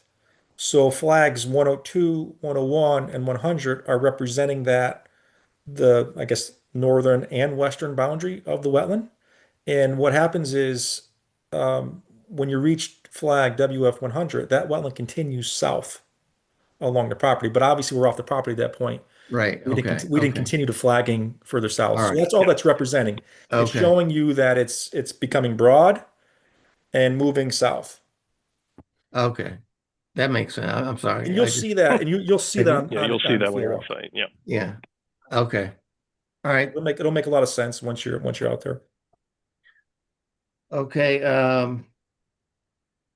So Bruce, we have consensus to schedule a site walk. Should we try to combine it with the one we already have scheduled with the 8th? Is it? That's my intention. Site walk at the Hillstead is for 6 o'clock. We checked the sun a sunset schedule, and it's by next week we'll be looking at 7:12, I think, Lance, right? The sun will be setting. So we've got, I mean, I don't think you'll be that long at Hillstead, maybe a half hour at the Yeah. most. Give us 15 minutes to go down the road. That gives you a good half hour, 45 minutes to Okay. walk that site if everyone feels that's the best way to do it. If not, we can schedule another date. So, but I think that seemed to be the date that everybody was kind of, most of the commissioners could fall into. Well, let me ask the commission, do we, is about 6 o'clock? I know, it's tough that people getting out of work and stuff, and myself included. Is there any chance we could start at 5:30? Is that a cause of hardship for anybody? And don't be afraid to say yes, because This is Mark. I could make 5:30. okay. I don't know about Hillstead Museum. They have to agree to it. Yeah, I'll confirm that with them. Well, how about like Andre? I know you've got a lot going on with your family and with work. Is it? Yes. Fortunately, I'm still on paternity leave and I'm taking care of my son, but I'm more than fine with the time frame. Okay, so you could do 5:30? Yeah. Or would you rather stick to 6? 5:30 is fine. Okay. All right. Bruce, does that work out for you? I just will give us a little more time. Yeah. Daylight. I'm here all day, all night. So just tell me. Alana, you okay with 5:30?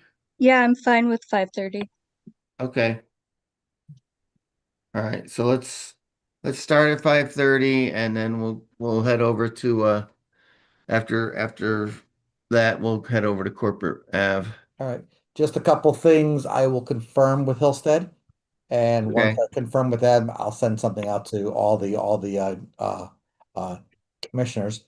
I'd also like to confirm with the applicant that they can get that the wetlands flagging is still visible and marked, if it has to be refreshed or not, and that the building and a few things in that 150-foot upland review area. Let's do this here.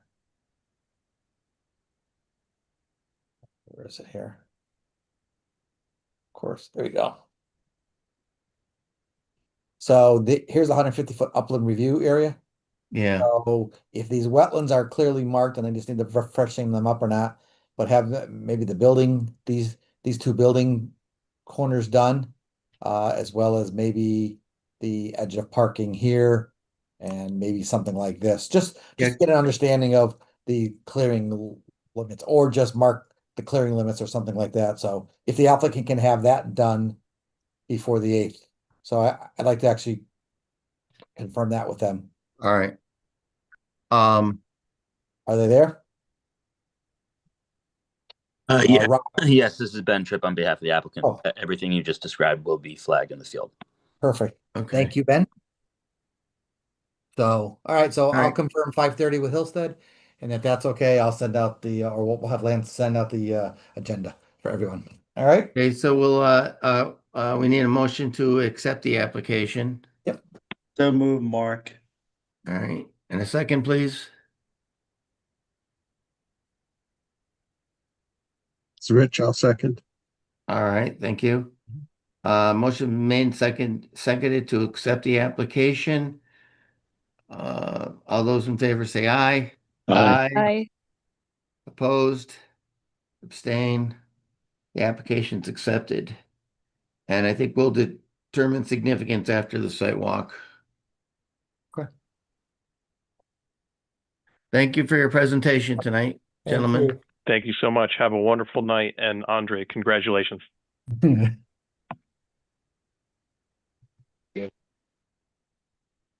Okay. Next item on the agenda is update on the planners report.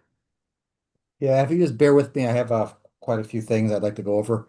One of them, Okay. one of them We'll is bear with you. one of them is Winchell Smith Dam. Just giving everyone an update on that. We had a meeting. Let me close some of this stuff out. We had a meeting with Farmington River Watershed as well as the contractor. Here we go.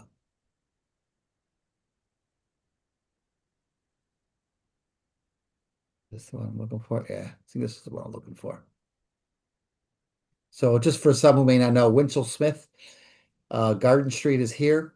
Mill Lane is here. This is the old grist mill restaurant, library, bookstore. That's now the Miss Porter's admissions building. That Yep. dam is back here. Okay. It's the remnants of the dam. The grist mill used to work such that the water would come through and then come out through here with that dam being put there. It's an old cribbing style dam with wood timbers and filled with some rock and stone.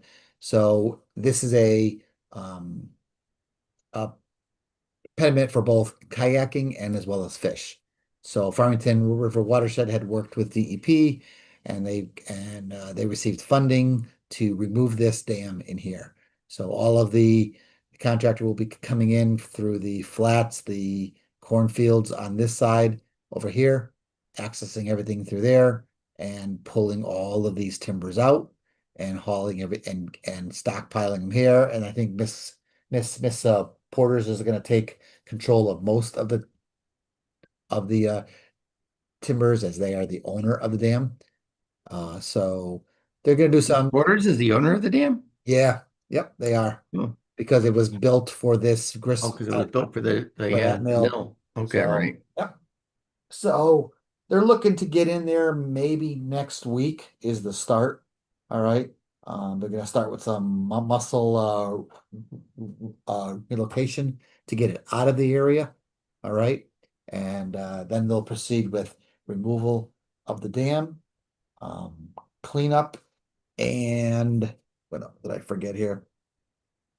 And then after that, they're gonna go back and infill with some boulders through this area to give the river some areas of riffle.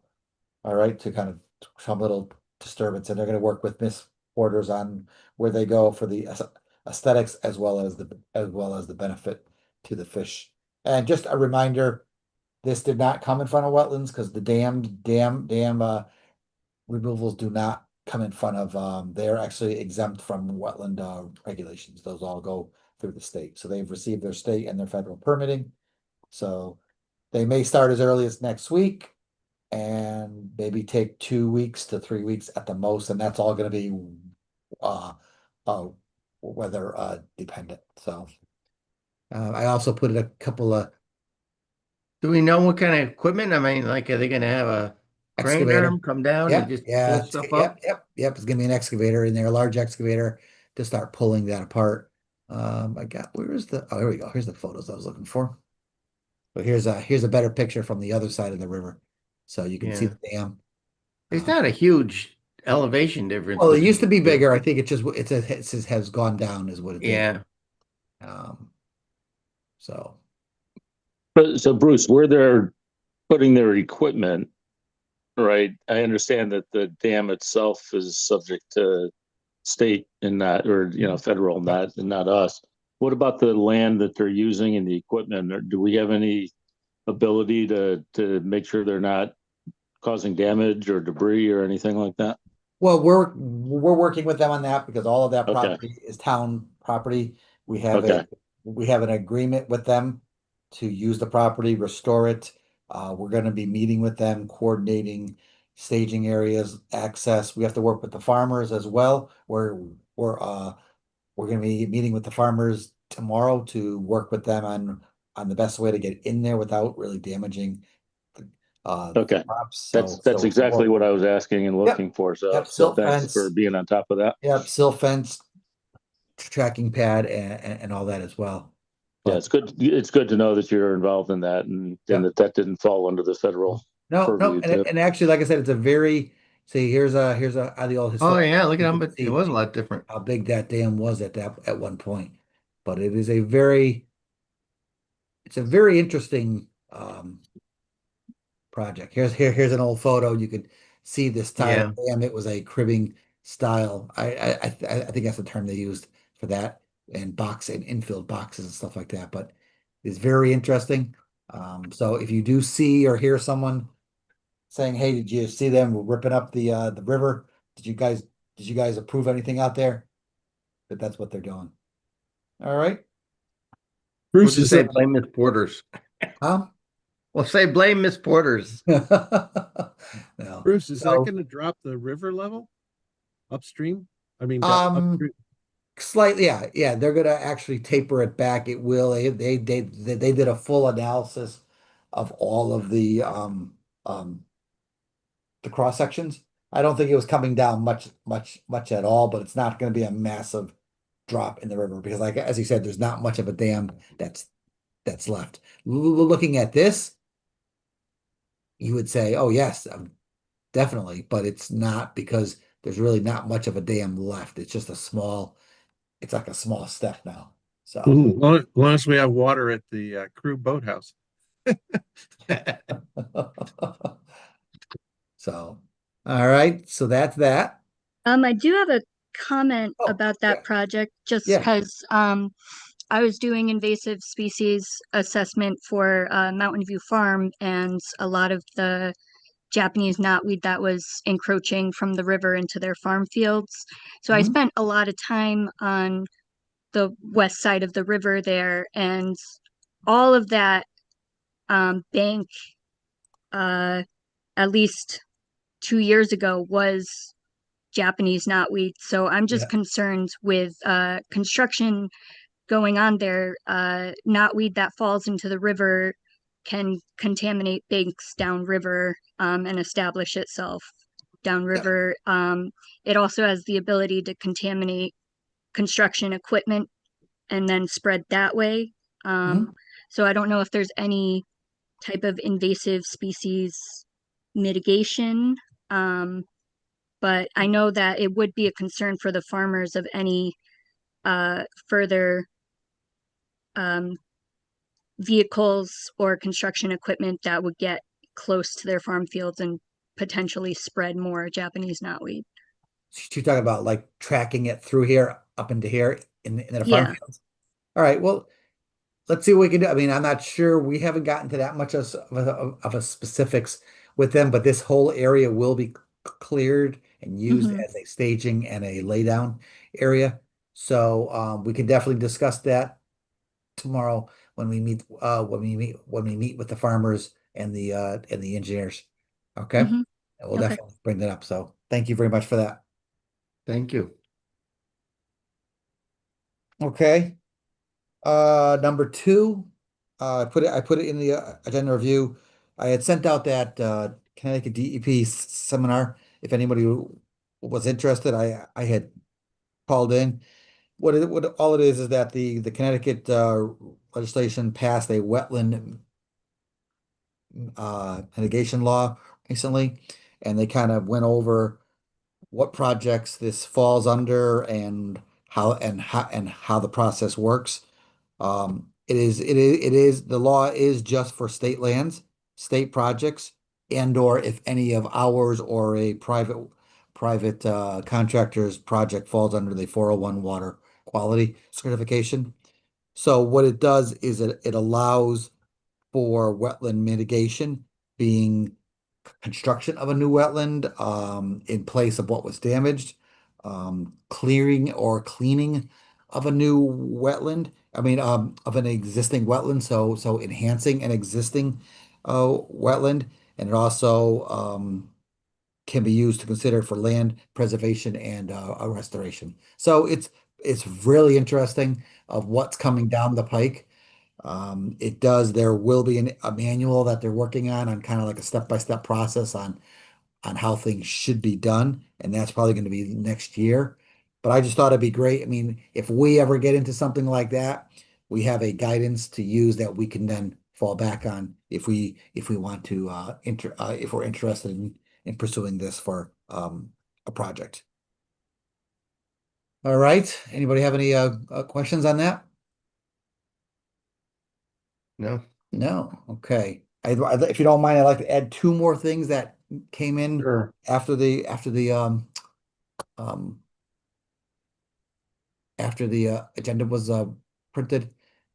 One of them is we just received a pamphlet, or if anyone's interested, CROG, which is our regional planning agency, is holding a housing talk. There's going to be one down in Southington on September 24th, and October 16th over at Goodwin University. So I was just going to be talking about various types of housing, critical housing, just discussing how housing is becoming a big need, both affordable and just housing in general. They've asked that we forward this to all of our commissions, TPZ, Inland Wetlands, ZBA, just so everyone is aware and can feel free to attend and listen on. So I will send this out to everyone. So if anybody wants to, they can just sign up. All right. And the last thing I have is I received a request going back to the Batterson Park pond improvements. And I think, Elena, were you on for that one? I don't remember. Um, I don't think so. Okay. Let me as a quick update or as a quick summary, if you're not familiar, the city of Hartford received a grant or grant funding from the state to improve this and bring this park back to some natural, back to a better park. It's our park improvements in general. So it includes some new pavilions over here, maintenance building over here, and a multi-use trail that would go through the whole woods and come all the way back to the parking area back into Britain. So there's bridges over all the wetlands. There's another boardwalk down here along the edge of the pond. So kind of bringing back they're gonna have nature boards on everything that's going on, bird watching, things like that. So as part of this, and let me go to this one here. And I think for those that were on the site walk, if you remember, we found an old pump station that was out there. Yeah. So that pump station is approximately, jump into here, sewer, here we go. Turn the storm off. So the town's pump station down on Patterson Park takes a lot of flow by gravity and then pumps it back up through the property, up to the top of the hill, underneath 84, and back down to Wolf Pit Road. So that pump station is roughly approximately over here on the river. Okay. So come to find out, we found some old plans where these buildings all flowed gravity under into this pump station and then they got pumped up to here into this manhole and down. As part of the project, the applicant had proposed a new pump station here. So that has now been taken out. All right, they're going to reuse the pump station that's here. And as part of that, they're going to add a pump chamber. All right, so let me go to the drawing now that I kind of showed that to you guys. Here's the pump station picture. If you guys remember, it was all covered by the fence. Yeah. There's the wet well. All right, everything flows into here and then it gets pumped up to Patterson Park Road. There you go. So here's the proposed change. There's the existing wet well. All right, here's the wetland here.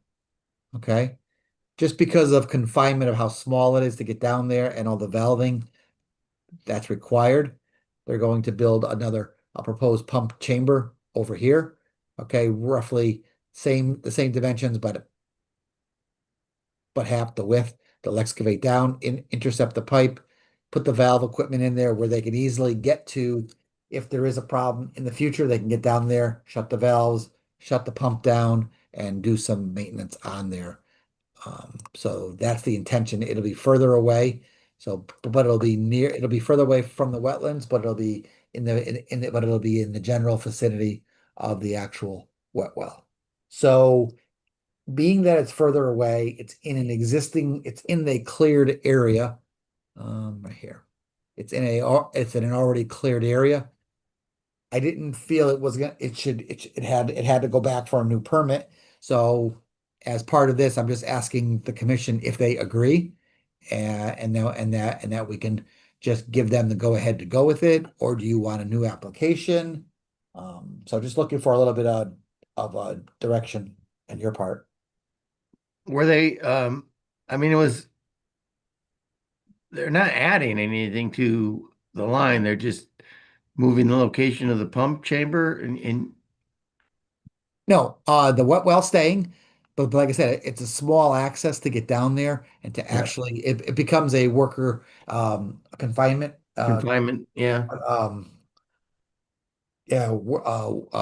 confinement issue. So as part of that, they're building this pump chamber on the side to put all the valving in there. So if and when something happens and they need to shut this pump down, getting down there Right. becomes a OSHA issue. So what they're going to do is build this so they can easily access it, get down, shut the valve off, do any kind of maintenance on the pump, do any maintenance on the gravity line, whatever needs to be done, and then be able to fix it and then turn it back on and let it pump back up to the top of Right. Patterson Park Road here. So, Yeah. did he have it? Was there a drawing in here? Yeah. So this is just this is just the same thing showing all the sewer Oh, on the site. I mean, I welcome any input from the commission. I don't think it really changes the project in regards to what our concerns are. Oh, it's And actually they've pulling the already clearing. excavated out around there and it's clear. Anybody from the commission have an additional opinion? I guess I just have a question as to like what is involved in the installation of the chamber, like how intensive would that construction be? It's actually going to be a concrete. I think it's a pre-manufactured system. It'll be as deep as that pipe is out there. So it will be a full excavation. All right. Okay. And then the installation of the structure intercept the piping, connect it, and then just build it up from there. There is erosion control around the site already. It's already been disturbed because this is the access road. To kind of give you a little, let me go back a step here. Let me jump out to give you a little,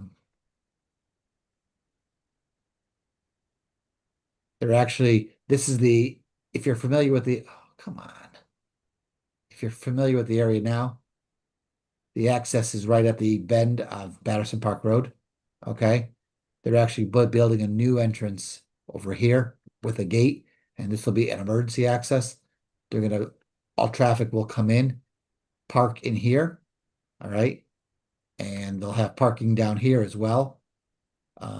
This will be overflow parking. The main parking will be down here, but they'll come in and they're going to make a turn and tie right into this system here. So what you're seeing on here is that driveway coming down, making that turn. All this is going to be cleared, all right, or is already cleared, and then the wetlands are been flagged, and all of the erosion control is already in place. So they're working within the existing cleared area, if that helps you.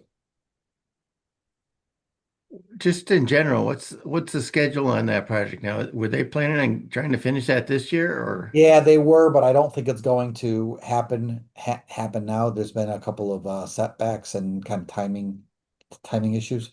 So Okay. I do have the contractor online. I told him it's not really an application, but I said if the commission does have a question that I can't answer, I can definitely have him answer it as well. So if the chairman wants and the commission does have a question that I can't answer, he is online. I don't have any questions. Does anybody from the commission have any additional questions? Bruce, they're doing this in lieu of another pump house they were going to build. Yeah, because they were So going is to this actually a net less work? Yeah, or yeah, because the pump house was infringement? the pump house was going to be over. I think they were putting it. I think it was going over here.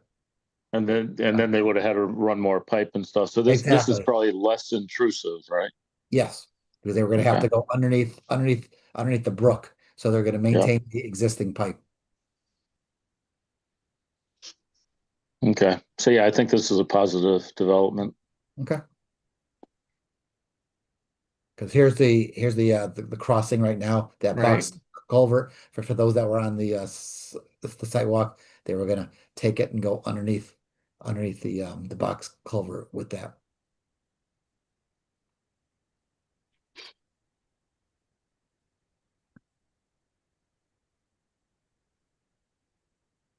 The EX is an existing 10-inch. Yeah, existing Okay. 10-inch. Okay. Anybody else?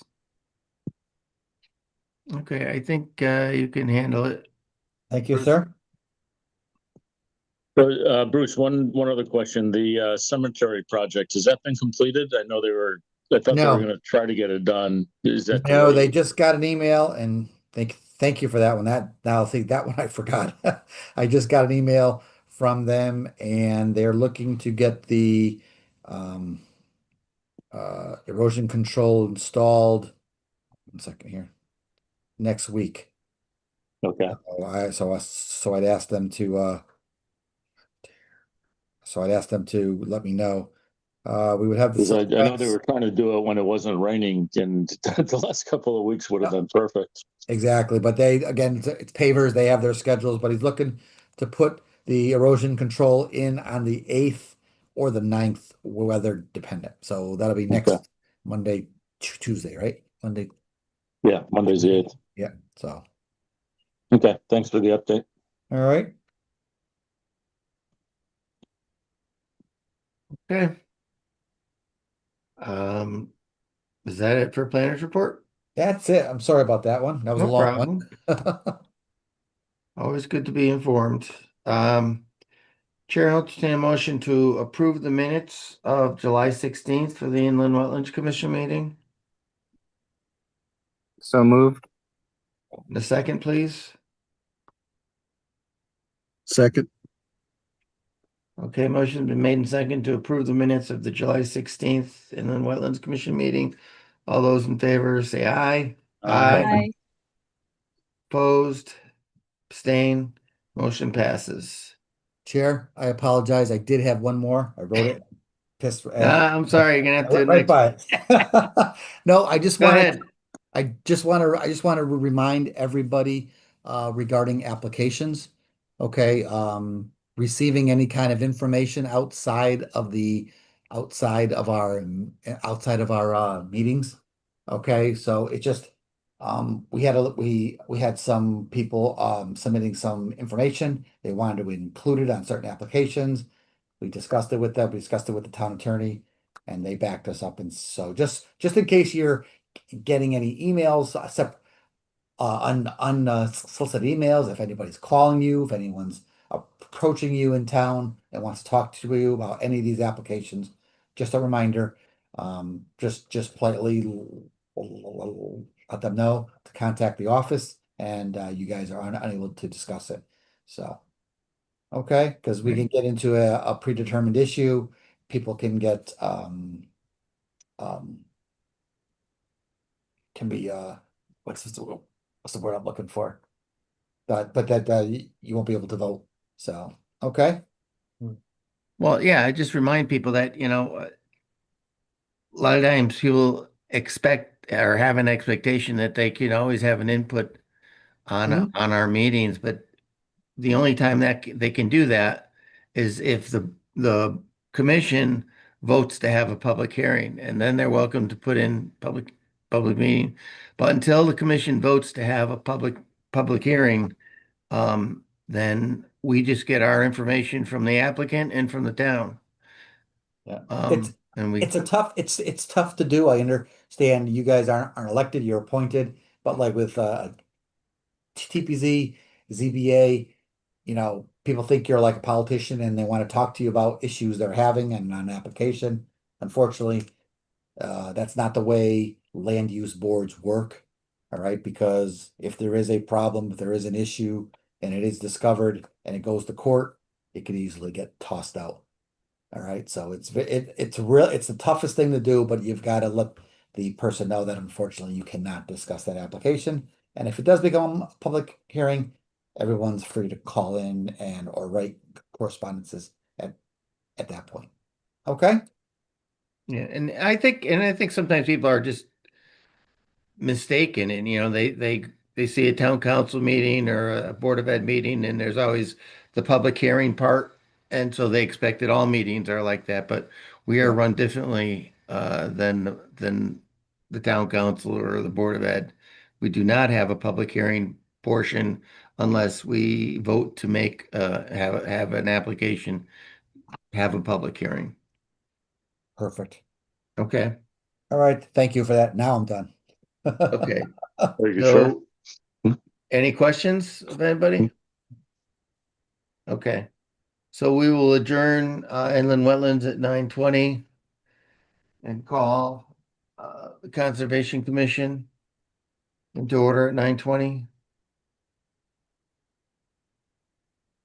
I'll call the meeting to order. Is there any new business? Is there any planners report? No. Nope. Chair will entertain a motion to approve the minutes of July 16th of the Conservation Commission. So moved. And a second, please. I'll second. Okay, motion's been made and seconded to approve the minutes of July 16th. All those in favor say aye. Aye. Aye. Aye. Opposed?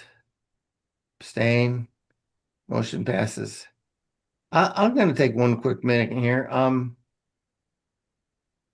Bruce, the Conservation Commission, is that required meeting every 2 weeks or? Yeah. I mean, yes, it is. All right. Yeah. Because it's like at least half of our meetings, there's no business conducted. And I was just wondering if there was a way to have the meeting as needed. I don't think so, but I will look into that.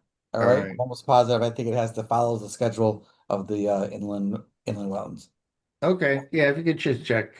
And I mean, it's the conservation is technically to get involved with and I know that you haven't had much business with it, but the land acquisition committee, Yeah. things like that come through the conservation commission. Um, not a preservation, but like preservation projects, enhancement projects, things like Yeah. that, things that are going on in the wetlands or open space definitely comes to the conservation. Okay. I think what happened is for those that um uh uh that remember the conservation committee, there was not a wetlands commission. That the conservation commission was the sole commission on that, and then they would do just what you're doing now for the inland wetlands items, and then just referring them to the inland wetlands agency, which was actually shared by TPZ at that point. So now that they've broken off and there's an independent commission, the conservation commission work has dwindled down. Okay. All right. Thank you. All right, we'll adjourn Conservation Commission at 9:23.